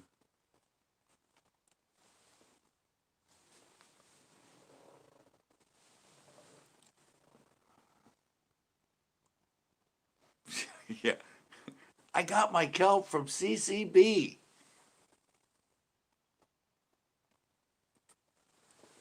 Yeah, I know. It's weird because you love those. You love that watermelon red swim fluke or whatever it is. But I've never done good in watermelon red. No, it's never been a good color for me.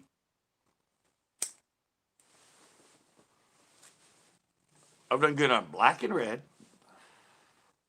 But I've never done, I don't know, just from the beginning, I was never a fan of it.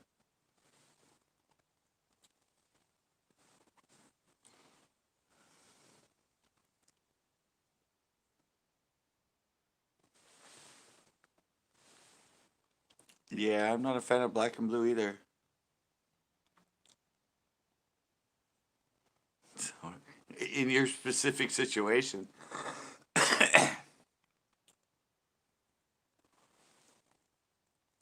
I don't know, out here we're more brown purple.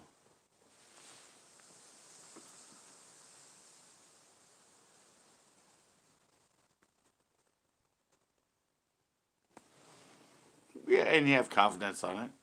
So you're fishing it all the time. You like it. It's just never been a, I don't know. Maybe if I fished it more. I have fished it more recently. But I don't know. I just usually have other colors that do better for me. Watermelon candy, I love.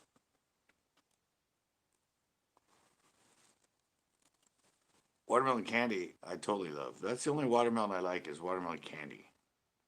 I've done good in multiple lakes on watermelon candy.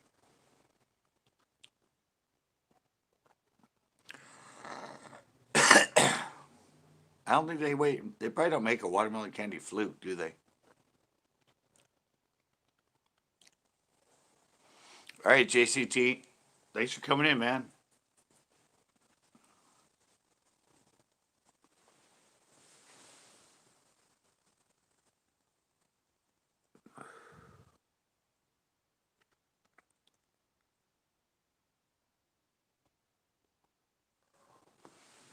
Yeah.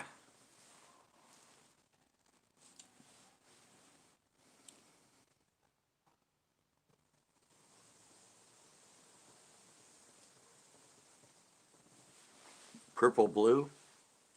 A purple blue flake? Yeah. That's almost Junebug. Junebug's purple green flake, but all right, JCT, we will see you. Yeah, it was a blue flake, purple with blue flake. I actually had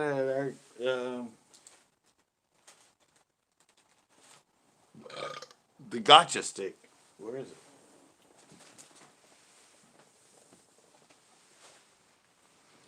Um,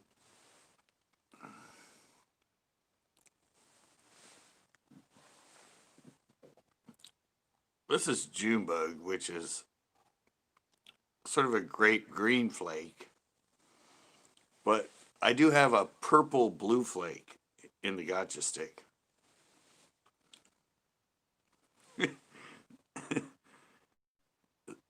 This is a Junebug color.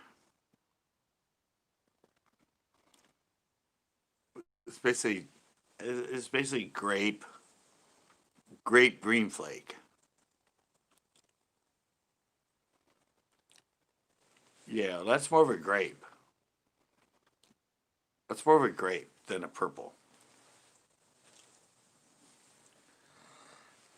So I said, people, I don't know. Grape and purple are totally different colors. Grape looks almost black.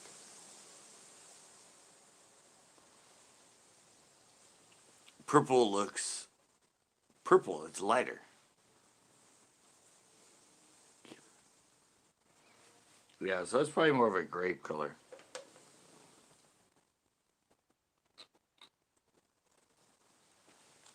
Yeah, I mean,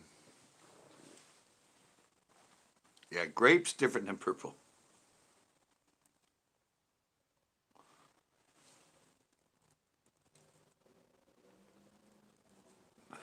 That's like Junebug. Junebug is basically like grape green flake. But I have a, in the gotcha flick stick. I think I have it right here. Going up. Oops. No. But I do have a green pumpkin purple orange flake that I get in the gotcha stick. Gotcha flick stick. I haven't seen many green pumpkin purple orange flakes around.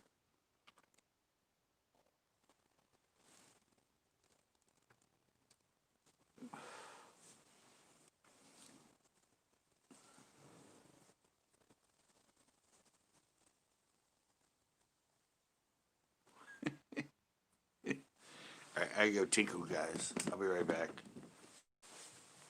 Tinkle time.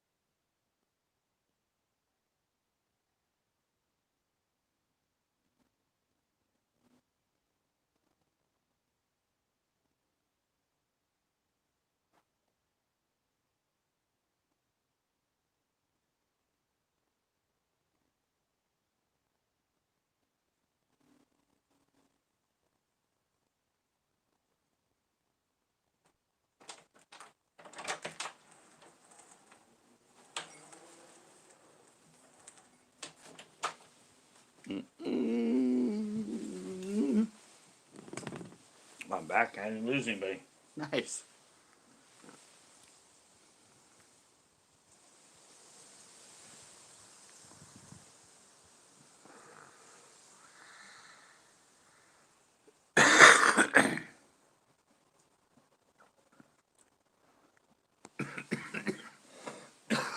Yeah, I know. That's why I'm keeping the tube in my baits. I'm keeping the 4-inch flipping tube. I'm keeping the buzz bait. Oh, back roads. Yeah, I have everything. Back roads. I have some of the stuff you want to order.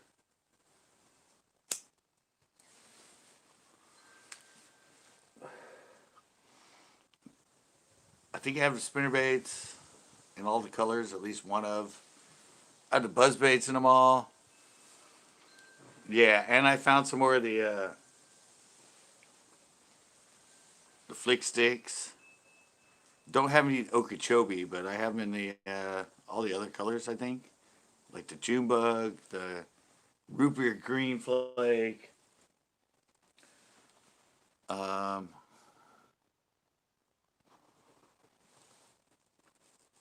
which you haven't tried yet. Did you try the root beer green flake, the one I sent you? That might be a good color there. I'm telling you.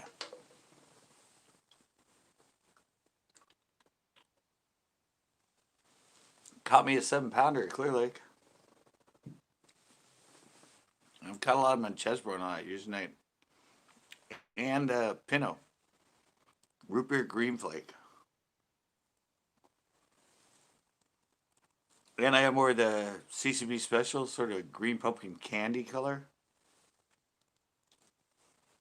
It's kind of in between green pumpkin and watermelon, but it's got the candy flake in it. But I have bags of those.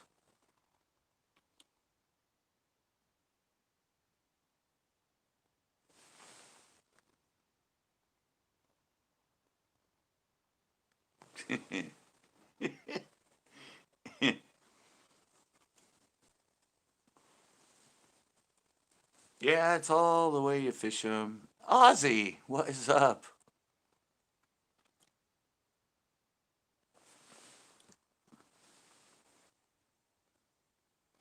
Nice. Good spots in Shasta.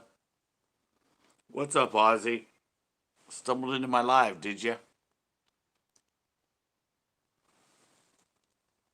Done stumbled into my live. Yeah, I say, guys, I don't know. I'm just thinking about the baits, and I want to offer, Ooh, look at the moon now, guys. It's moved over.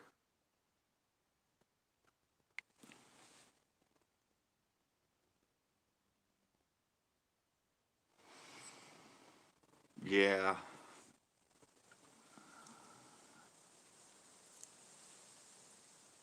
Rock and roll. It's just not what you just say.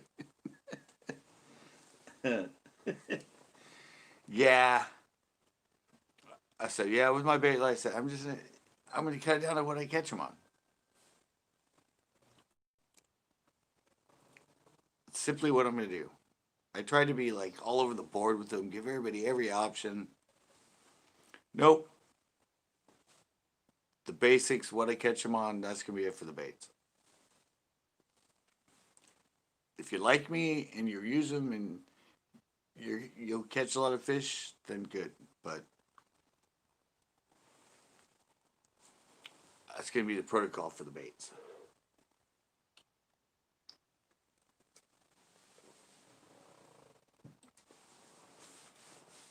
10, 12 baits and the best weight, the best design, the best everything.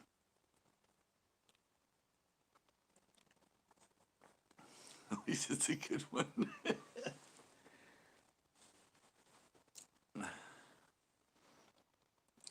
Panel? No. No. Sorry, Ozzy. Not. I only do panels on Monday.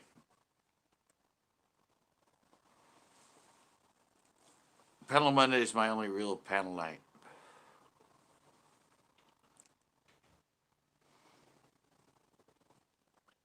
Which song?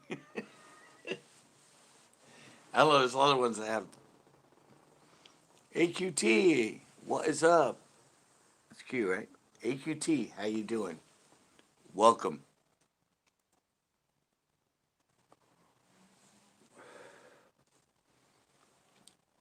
Welcome to After Show. Anyway, I actually didn't film a show today. But I like to be consistent and I like to keep the same title. So,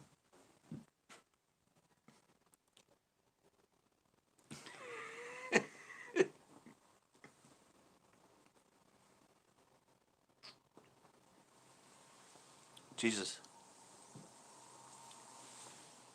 Ah, my first blink.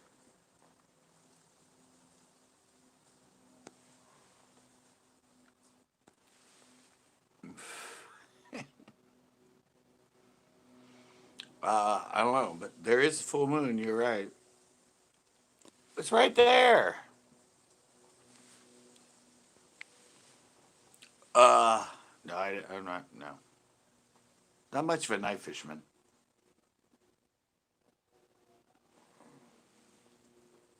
And our spawn's already over, so if you're an advocate of that, sorry, a bit slow. Yeah, no, our spawn's over and everything. So full moon, I don't follow it anyway as sort of as fishing. Unless you want to fish at night, supposedly you can see better. But I've I fished tournaments tonight in a full moon. You can't see shit. They're like, I'm like, I don't know, man. Are you out there at night? Oh, it's full moon. You can see everything.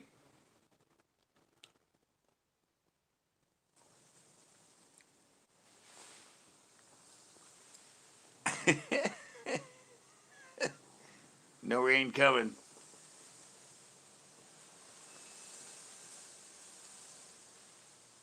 Yeah, I don't.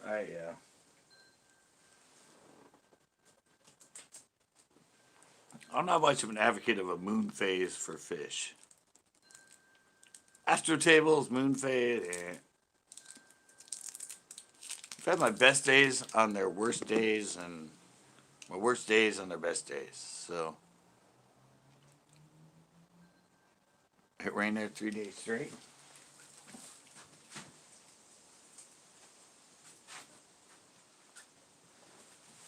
Well, if you watched my last video, we had some rain here last week. Kind of random storm.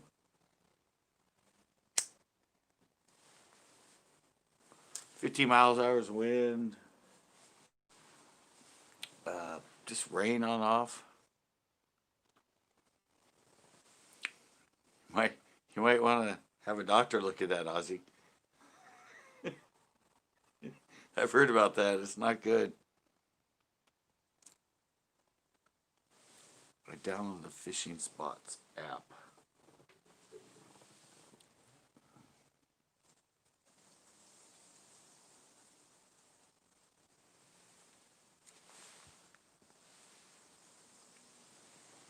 Oh, no, night fishing on full moon, yes. It's supposedly better.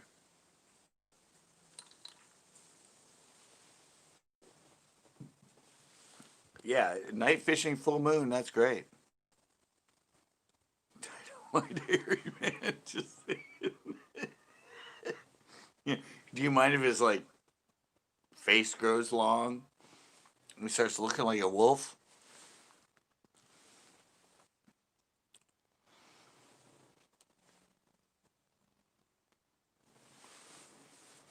Yeah, if you can fish at night. But I had that one where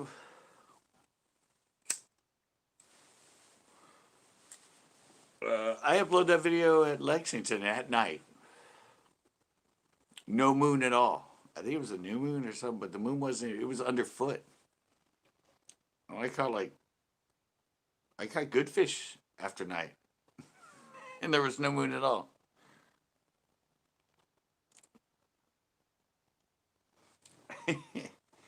Yeah, so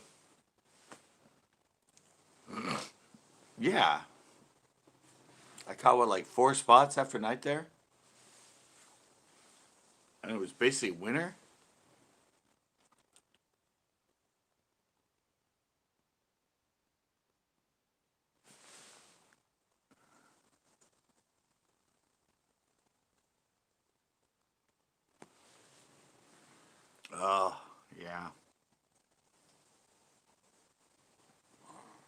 Don't get me going about Leon there, Ozzy. I never did mention, but yeah, Leon was, yeah, he was like me. Pretty scruffy.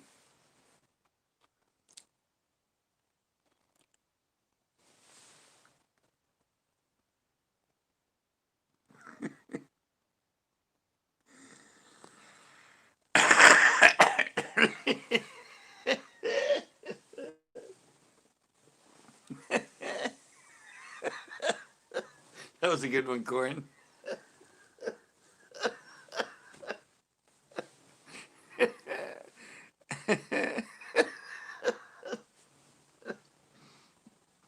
Uh,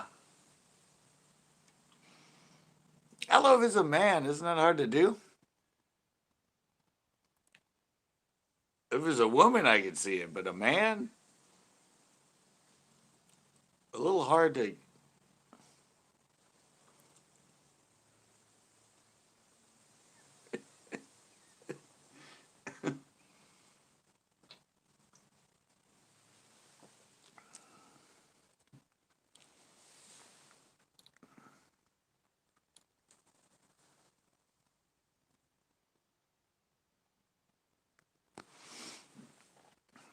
Yeah, back roads, I hear you. But I have the video up where I caught him at night with no moon at all. And it was winter, I think. Yeah, that's the title. In the thumbnail it says winter, no moon. And I was night fishing at Lexington for spotted bass.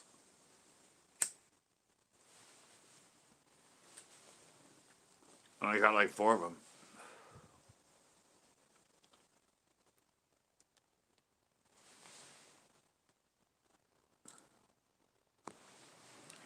So yeah, and you can catch them in, yeah. Especially if you're at a dock. Well, you're not where you are at Backroads, but if you have a lake that has lights right at the launch and maybe a boathouse with lights on it, moon doesn't mean shit. Those fish feed there every night.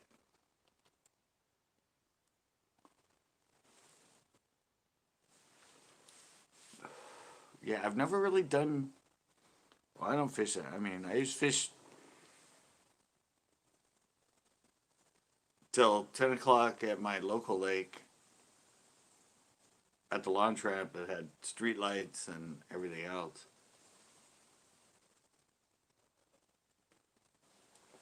And I always did good. I even caught a bunch of trout one time after a stock at night at the launch on a 4-inch purple worm.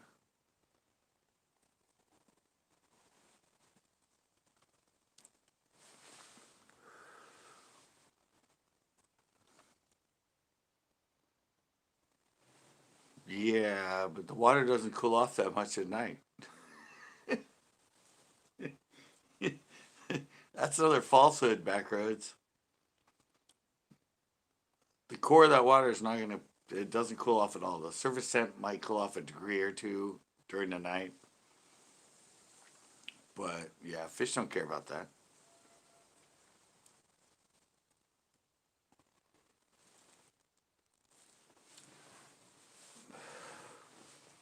Their metabolism is full throttle anyway. they're they're a cold blooded animal. Their metabolism is working day or night. There is no purple worm. Yes. Was it purple worm?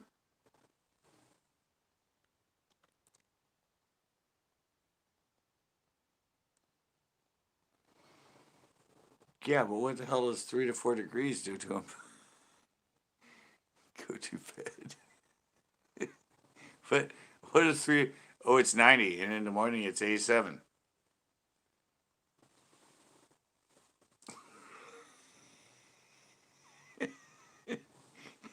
I mean, backwards, yeah.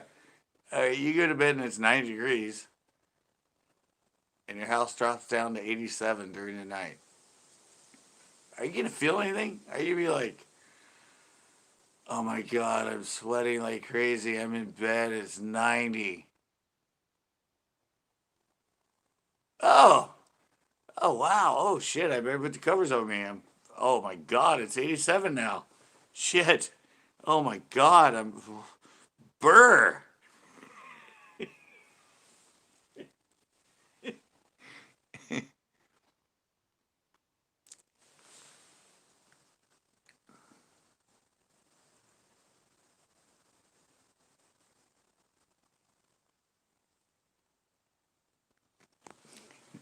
No, it's it's reduced light. It's reduced light and it's reduced light and their metabolism is really high. Bass feed better in lower light conditions. So, yes, at night in the summer when their metabolism is high, it's a no-brainer that you're going to catch more fish.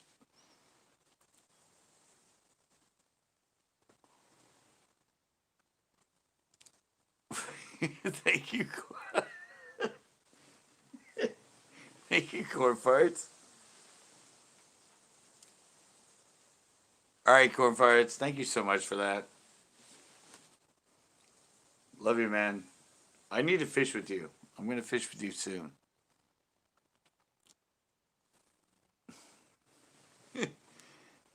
Once this whole thing gets over with,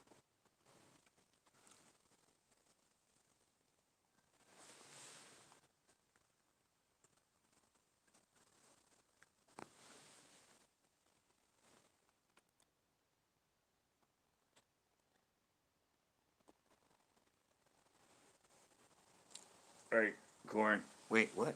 I thought you just said you catch them all the time at night.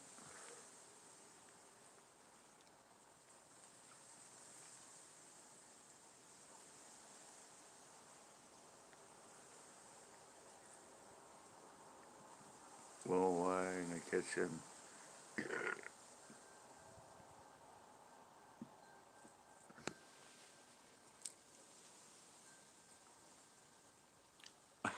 Wait, what?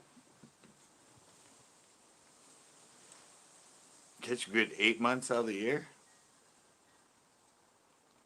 You just said you catch a good at night in summer. But that's when they're the most active. The rest of the time, the water's colder, they're not as active.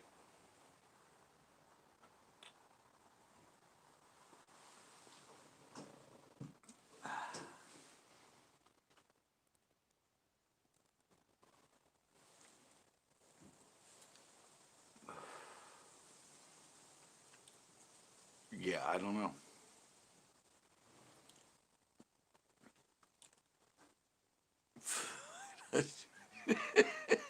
HGG, thank you. What?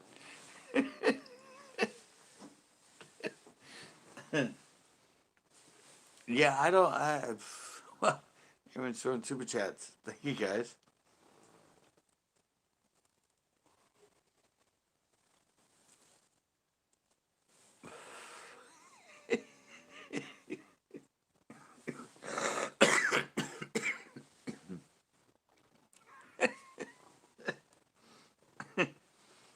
I know. Who throws an even number super chat these days?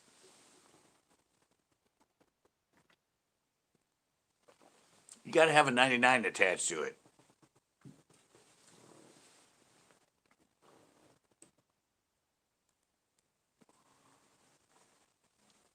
Yeah. I know. I need to. I'm getting complacent. I need to start fishing more.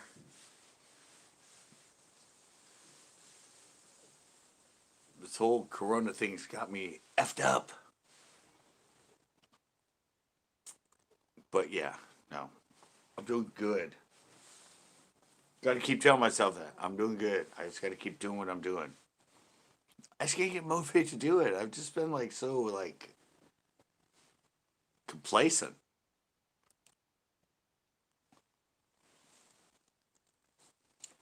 and I don't know why. I've been going. I mean, I've been having fun going with other people and fishing. That's been the thing. But I just haven't been motivated to go to a solo show. It's like, I mean, I do solo tips and tricks and solo blogs and that, but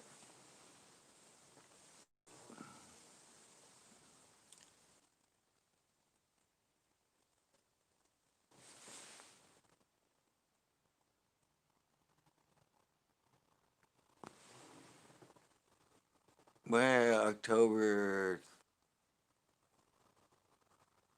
yeah. Well, that has to do with their.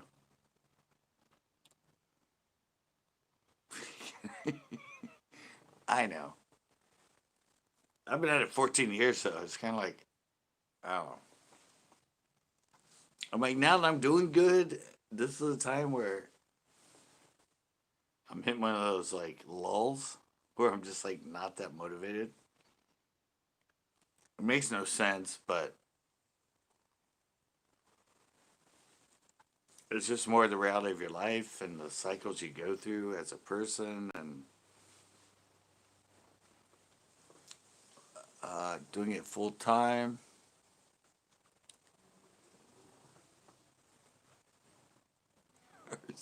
Yeah, ours.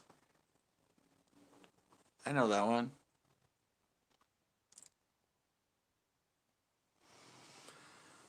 I've done good on a well. I've done good on a toad. I've done good on a toad. Never really fished a hollow body frog too much. Um, rat. No, I've never fished a rat lure. I've never even fished big swim baits. Oh, my 3K giveaway, if I ever reach a 3K, I'm giving away a hell of a lot of like line through and everything, big swim baits. But it's just not my deal. I'm more of a finesse guy.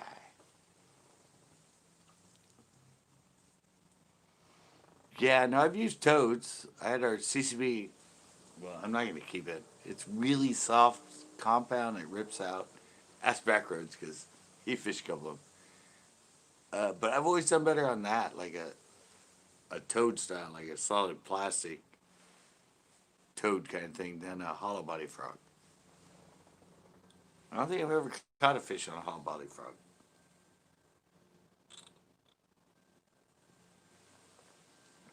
Yeah, I don't think I ever have. I've fished them quite a bit in that, but I've had more success on a toad style or a fluke. I often throw flukes on top of mats and work them and drop them into holes and that over a frog. Yeah, never been a frog guy. When I go back to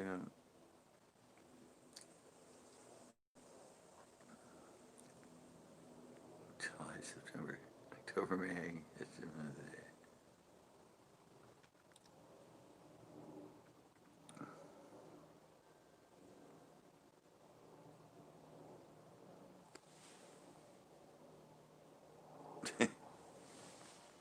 No, I've never. I'm just. I don't know. Thought the back roads and that. No, I've never been a night fisherman.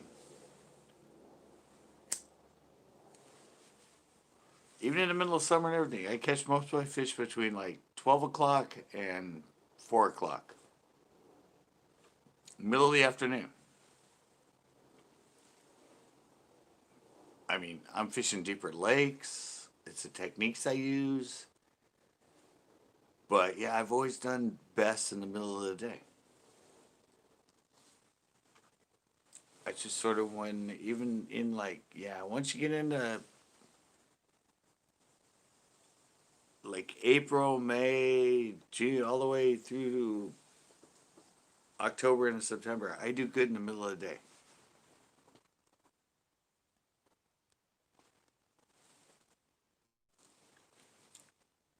I don't know. It's just I don't know. I'm an enigma in fishing for some reason, but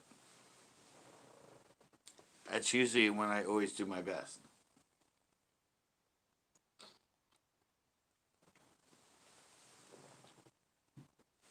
Oh,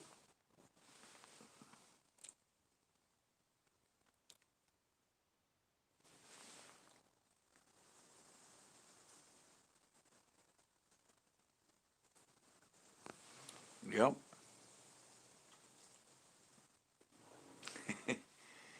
Yeah. Live crankbaits, square bills. I was huge on square bills for a while. If you put me in a boat, I fish square bills a lot. I don't fish a lot of that stuff when I'm on shore, but when I'm in a boat, I throw a lot of spinnerbaits, bladed jigs, crankbaits, jerkbaits. In the warmer months, in the winter, if I'm on a boat night, yeah, I'm fishing jigs and drop shots and flicking and. But that stuff's it's just like crankbait, spinnerbait, all that stuff from shore, an actual lake that's big, not just a pond that you can cast across, whatever. It's not a good bait.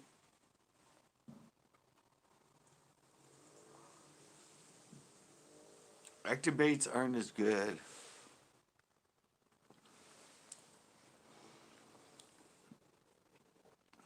Yeah, all the active baits, active bait shows I've done that are specific to an active bait have always been from a boat. From shore, it's just, I don't know.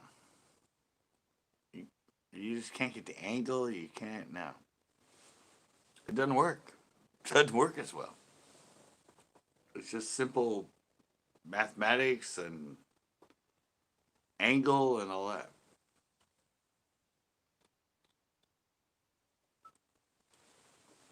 It just don't work. It's a low percentage bait in low percentage places. Yeah, see, I've never caught a snook. I've never caught a snook. I've never caught a tarpon.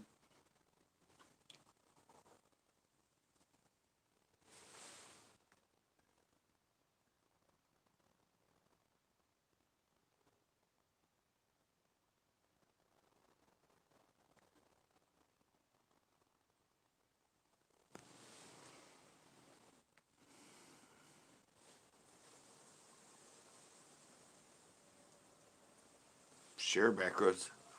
I mean,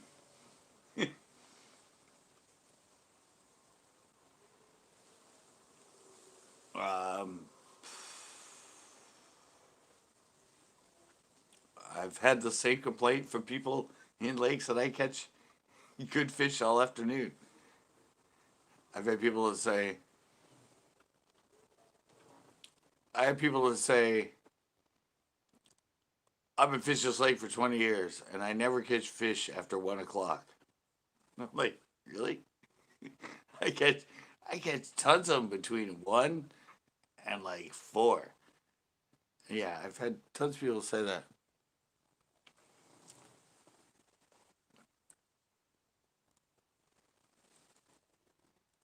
And I've caught tons of fish in the middle of the day at Margarita, Lopez, Nacimiento, San Antonio, 115 degrees. 150 degrees during the day, 102 degrees during the day, 105 degrees during the day. And yeah, I catch the hell out of them in the afternoon, like from 1 o'clock to 3 o'clock, starting 3 o'clock to like 6 o'clock. I've never had a problem catching fish in the middle of the day in over 100-degree temperature. And good fish, like 2 3 pounders. You just need some wind. You need some chop on the water and the right bait.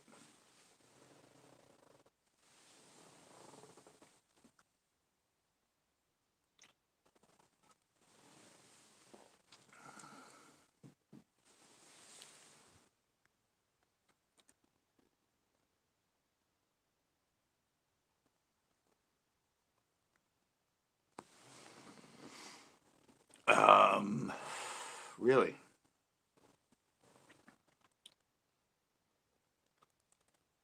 Yeah, exactly. AGT. Yeah, that's just it. It's condition. I don't get it. I don't get it, back roads. I've got plenty of 3, 4, and 5 pound bass, middle of the day, like 1 o'clock, 2 o'clock, on a spook, working over flats. But there was a wind. There was like a 10-mile-an-hour wind blowing across it. And there were a lot of push-ups, brush and stuff, and weeds just under the water.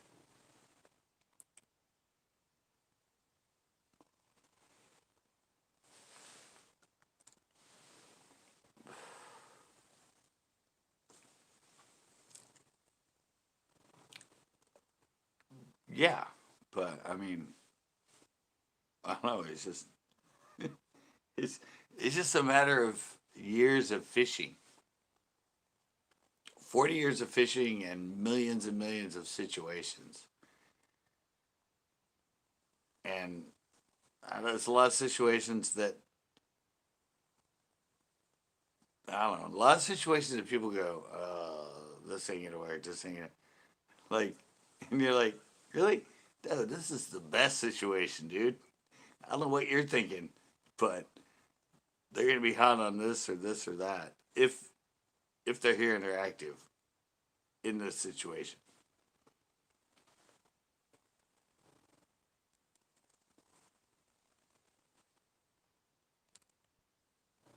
Um,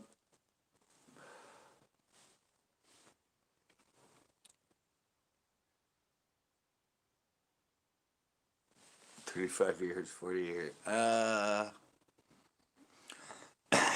Well, but a lot of it has to do with what you experiment with and what you fish with and what you think of to fish during those 35 years compared to 40 years.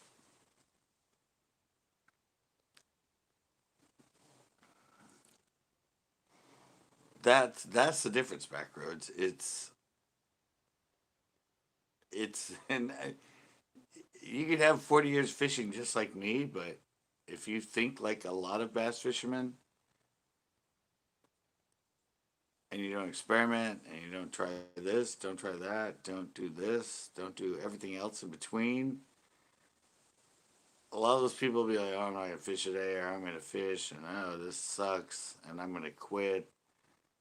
But when you get someone like me that doesn't ever quit, it comes down to experimentation, trying something different, getting out of your comfort zone, doing different things, all that other stuff. That's what leads to 40 years of um,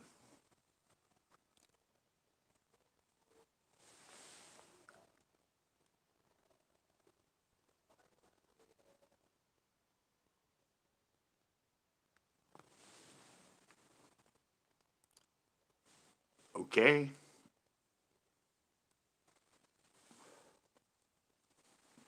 okay, backroads. Hey,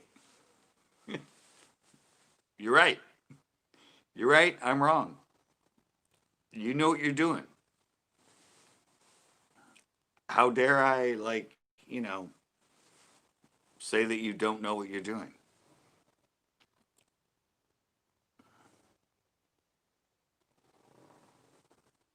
I'm just saying what you're trying and what I'm trying might be different.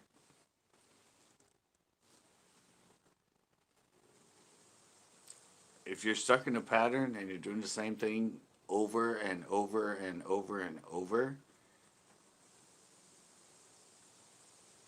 it would probably be the same over and over and over. It's it's just plain and simple.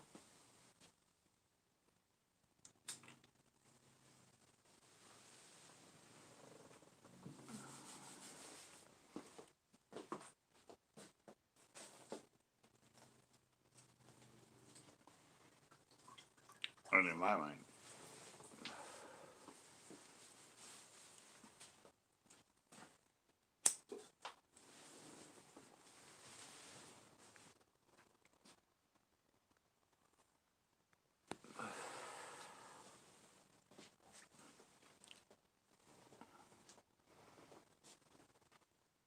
I mean, I don't know. That's just what I'm saying is, yeah. Um,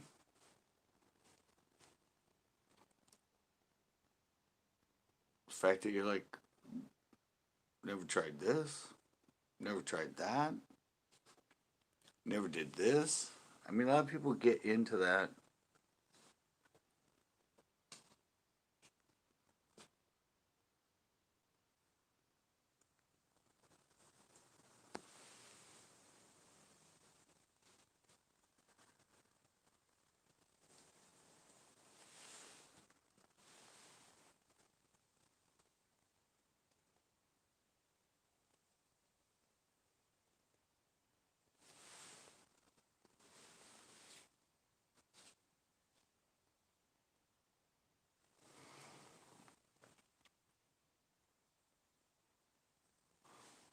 I don't know. Yeah, Backroads, you're right. You've tried everything. But I, I, I watch you fish. I say what you fish. And there's a lot of things you fish, and there's a lot of things that I fish. They're totally different than what you fish. Whether they'll make a difference in that lake, I don't know. But I, I have the knowledge of watching you fish what you fish.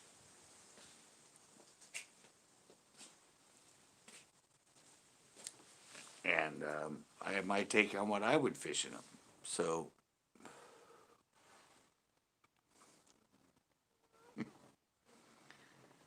I don't know. Would it make a difference? I don't know. I'd love to fish them though.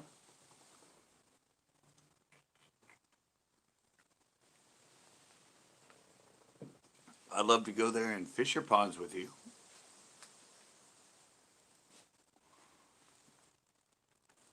and see what I can do in the same situation at the same time that you're fishing using different stuff.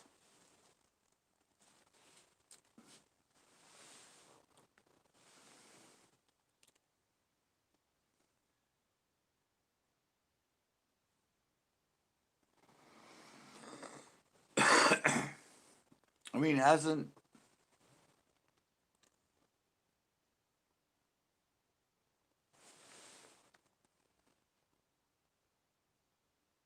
wait, well, I don't figure you for that.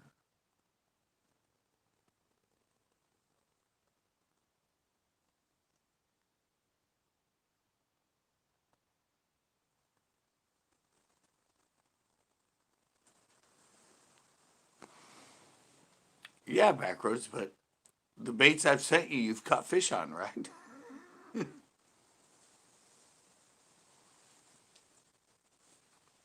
I mean, that comes in reality of it. I've sent you baits that I think would do good in that body of water, and they've caught fish, right?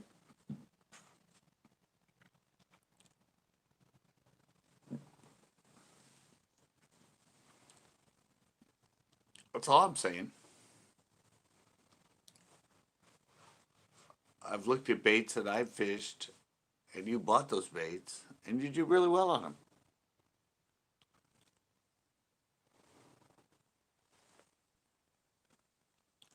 So,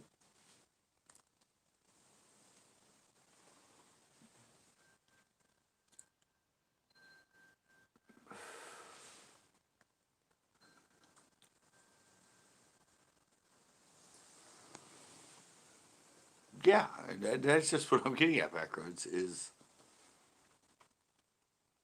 um, yeah, I've sent you things, and the way you fish them is the way you fish them, and you've done really well on them. And the way I might fish them might be different than you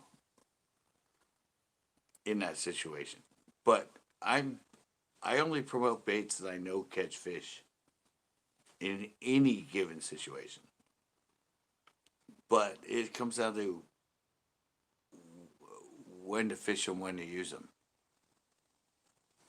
The great fish you make.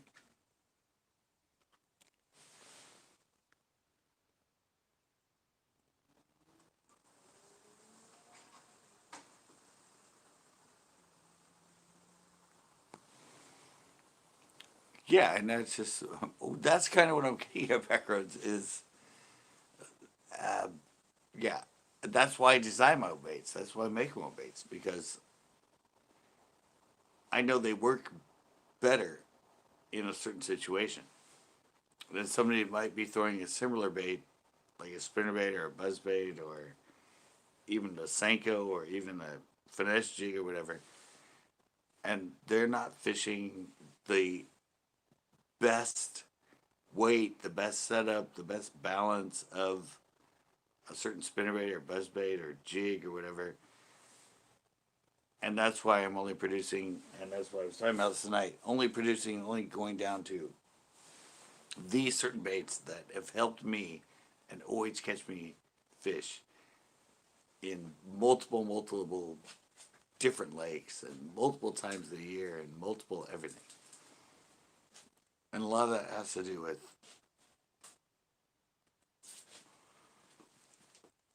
your experience over time.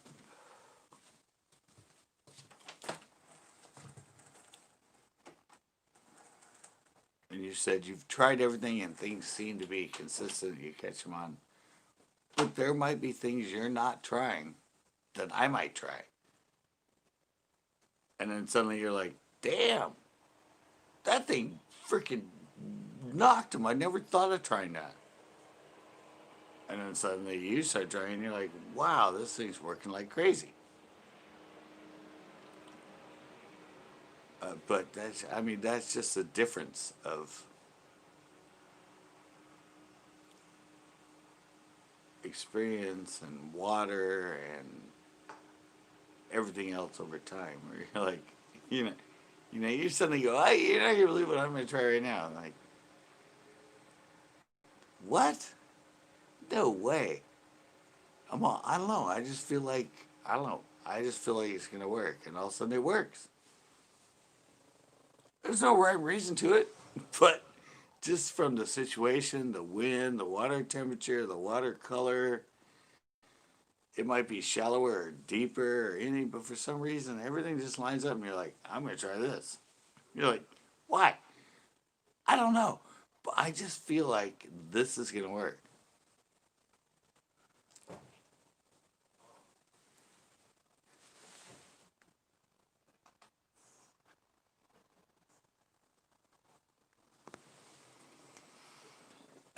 But see, that's it. You're just hard headed.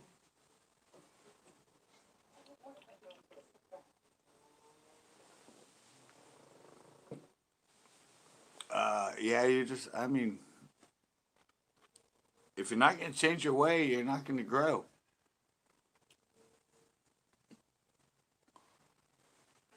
I'll take it back to an old reference from Friends.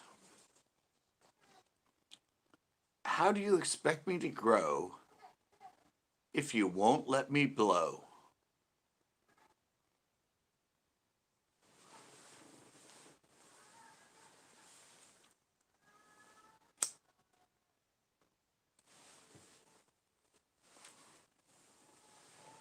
I mean,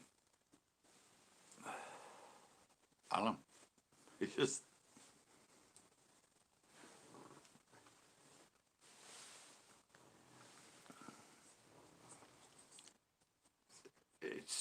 I don't know. It's just, it's people's thoughts, it's people's mindset.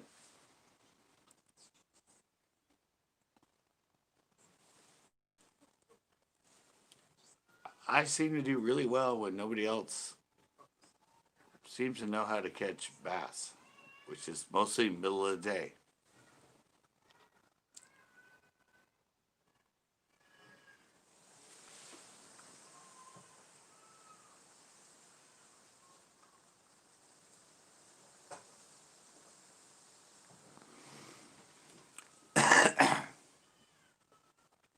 Yeah, but it's the way you fish them. It's it's like it's uh uh I love macros. It's I mean a lot of it has to do with what you fish, but majority of it has to do with how you fish it.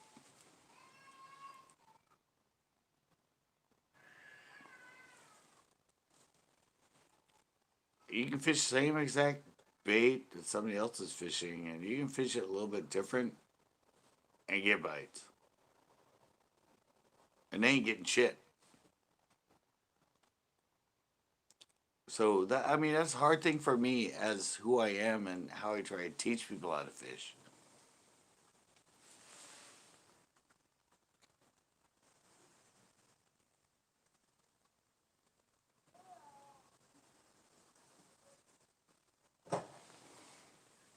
Yeah, no, I understand that. No, I totally understand that. Years of trial, yeah.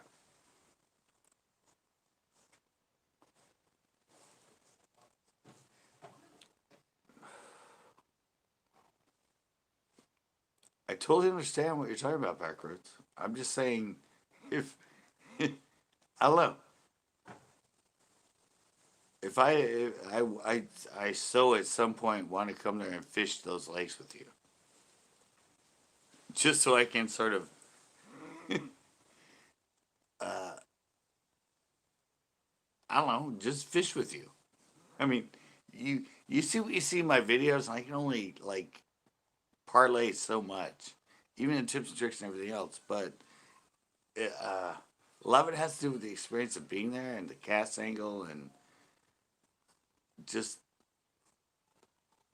the way you're working the bait or the weight of the bait or I mean every little teeny thing in bass fishing can make a huge difference between catching him and not catching him. And I don't know, that's what I spent 4 years doing is honing it down to the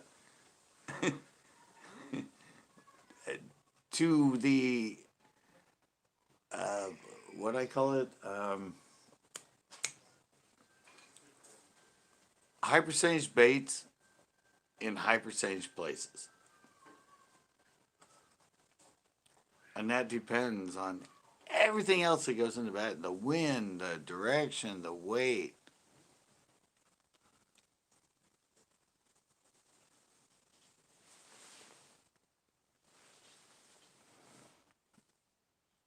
No two fish marry exactly the same. That doesn't mean that one is better than the other. Well, yeah. Unless you put it in a tournament. If you put it in a tournament situation, yes. No two fishermen are the same. That doesn't mean one is better than the other. But if you put it in a tournament situation on that given lake, no two fishermen are the same, but yes, there's going to be a lot of fishermen that are better than a lot of the rest of them. It's just a matter of figuring it out.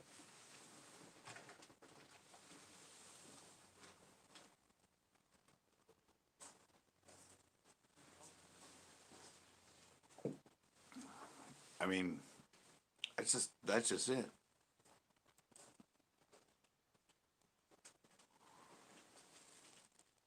No, it's a situation that's given. The pro that wins is the one that figured out that lake at that time with the best presentation. Period. Everybody else tried, and he's the one that figured it out. But there's a lot of people that can do the same thing on a given lake at a different day consistently. I mean, you can consistently always catch fish.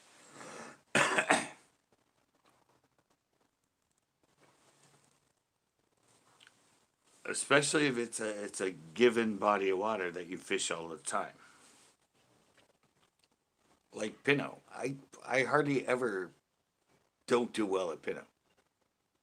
Well, other lakes I fish, I'm not there that often. I'm there like it might be like a month, 2 months before I go back to the lake, or a week or something like that, and everything changes. So,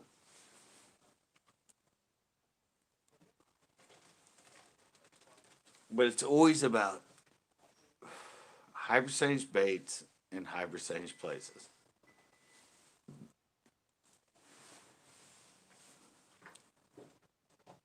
That's always the key. Given the situation, given the time of day, given everything, it's high percentage baits and high percentage places.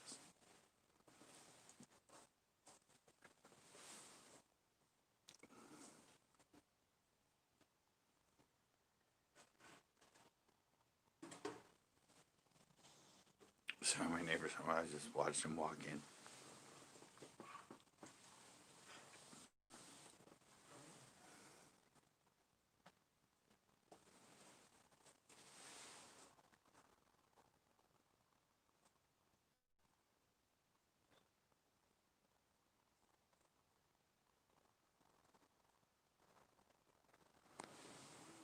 Well, I'm not saying you're wrong. I'm just saying you might not have tried certain stuff. It's not me against you, Backroads. I'm just saying that. Um, I'm just saying.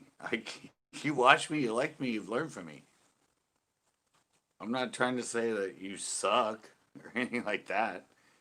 I don't know those lakes. I would just love to fish them.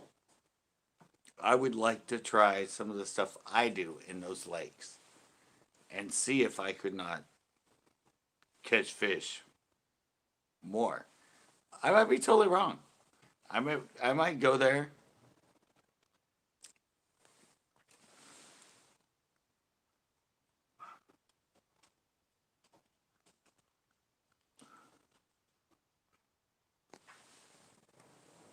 Exactly. No, I'm not saying that. I would just like to go there and fish it for you and fish it with you so I could experience it at the same time.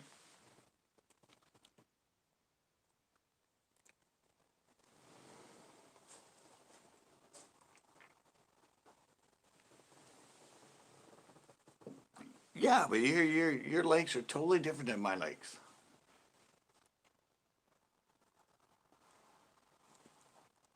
Your lakes are totally completely different than what I fish. Mostly dams, mostly deep water, no weeds, rock. You're fishing in a totally different situation.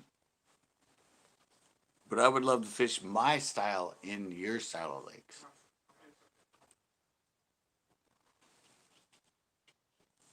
I mean,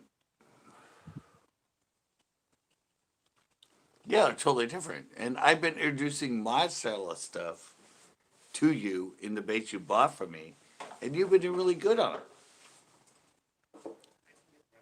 But I also have, I mean, a lot of other stuff too. That's what I'm saying. I'm not against you on any of this. I'm just saying I would love to fish yours, and I don't, I don't want to come there and say, hey, chip on my shoulder, and you're like, hey, have you tried this? Have you tried that? Have you tried that? I don't know if you've tried them. I've seen what you've tried them in through what you do, but I would like to come there and try what I try, and some other stuff that's kind of funky in that within where you fish. I'm not saying, I mean,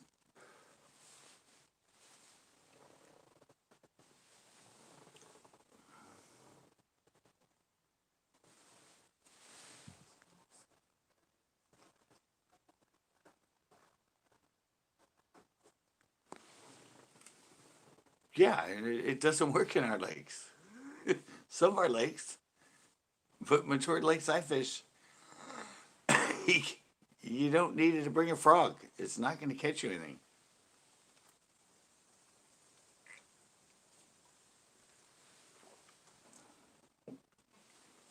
I'm not saying that. I'm just saying that other stuff I think I could fish in your lakes and catch fish on. That's all I'm saying. I said, you bought my baits, you used my baits, and they worked in your lakes. And that's why I designed them. I designed them and I made them because they catch fish. I can catch them 1,500 miles away from you in my lakes. and you can catch them in your lakes too. That should say volumes right there. Like it's a consistent bait. It's something I've consistently designed, consistently made, because it consistently catches fish. Even here in my piece of shit lakes, and you in your lakes that you fished 1,500 miles away.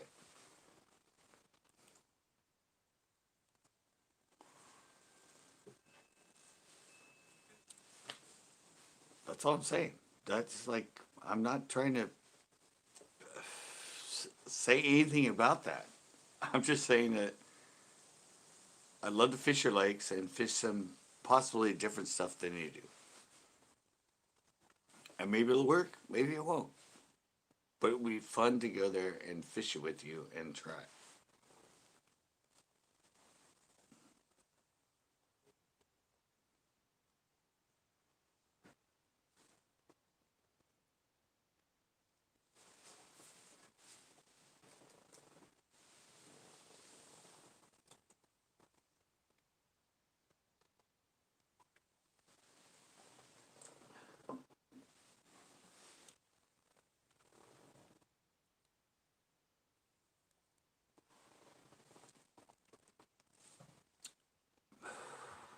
Yeah, that's all I'm saying. I mean,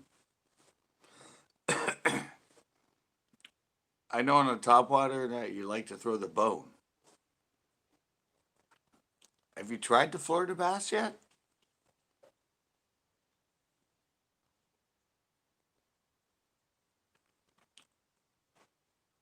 I'm just saying styles, colors.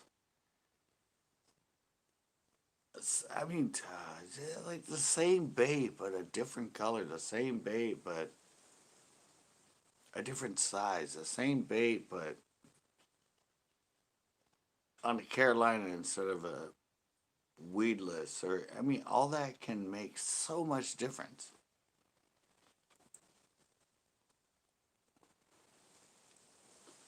I've only learned what I've learned because I've learned it from people that are better than me and have kicked my ass in the day of fishing. And instead of me going, oh, it was just a fluke. Like, no, I went, there's something to this. Let me try this. Let me hone this. Let me experiment with this. That's just been my history of becoming a better fisherman and catching more fish is I've gotten my ass kicked by people time and time again. When I thought I knew everything, I've got my ass kicked time and time again by fishermen that are more diverse than me as a fisherman. I've invited them onto my boat to go out and fish for a day, and they've kicked my ass. And I'm like, huh, all right, I'm going to have to try that bait. I'm going to have to work that bait. I'm going to have to learn about that bait and how to fish that bait because that bastard kicked my ass behind me in my boat.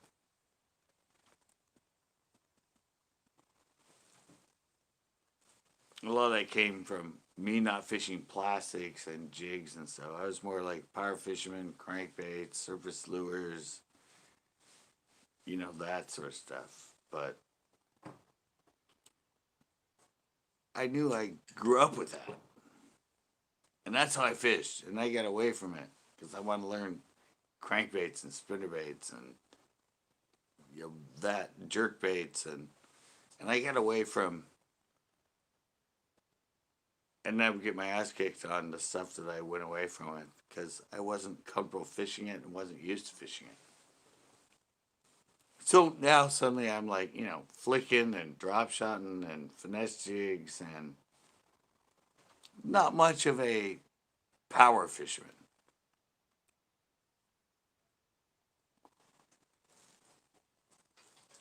But I went back to my old school days and how you caught a lot of fish when I first learned to bass fish and honed that skill.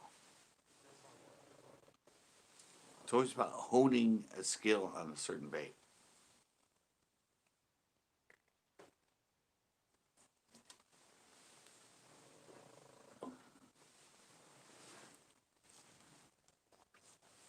And I don't know, I think I'm pretty well diverse now. You only see me fishing a certain type of bait, but it's a high percentage bait and a high percentage place on a lake that's not a known bass lake, and usually people don't catch many fish.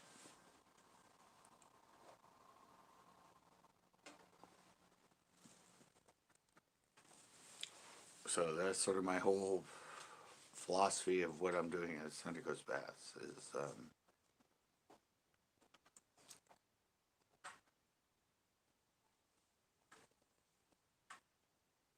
trying to educate, trying to help people catch more bass. Either through my baits or how I work the bait or the line I use or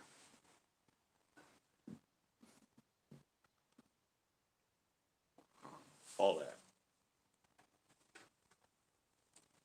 I'm not here to think I'm anything better than anybody else. I've just learned what I've learned, and I want to teach what I've learned. And sorry, Backroads, if we got into this whole like, sort of thing with it. I'm not saying anything against you at all. I'm just saying there's things that I might fish differently in your lakes than you do. Subtle differences, subtle whatever. But it's pretty much all a learning process. That's how you learn.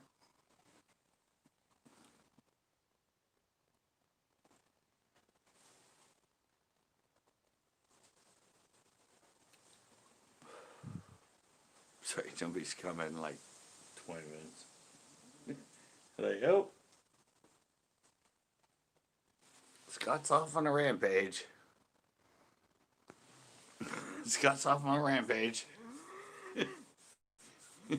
Don't want to interrupt him.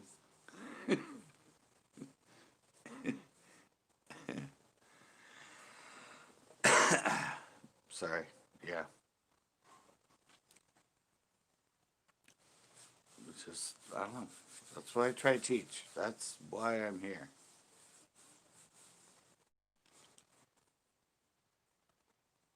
But Backroads, anyway, you probably hate me right now. Um, yeah, I have all the baits you want. If you want to make an order. Hello. After I went off, we went off.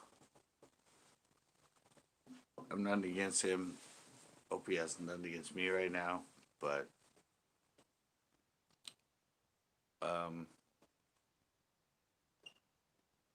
yeah.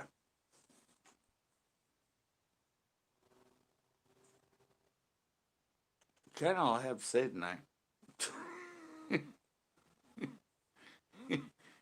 Basically, uh, I'm gonna try and go live tomorrow.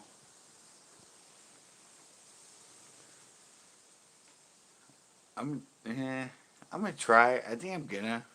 I need to get myself out. I need to get more active. I've been complacent, lazy, just going to fish when I go to fish with friends like Tito and Lonnie. But I think tomorrow, yeah, I think I might. I might go to the backside of Pinot. County site still open. Um,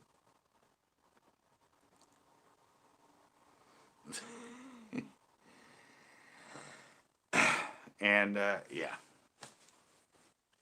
so probably light fishing tomorrow. As I said, I think I'm gonna try to get a Pinot anywhere. There's supposed to be a lot of wind.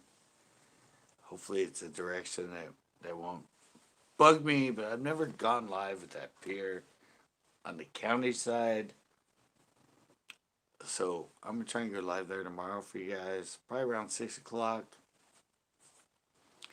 And hope you join me then. I hope you enjoyed this live at some point.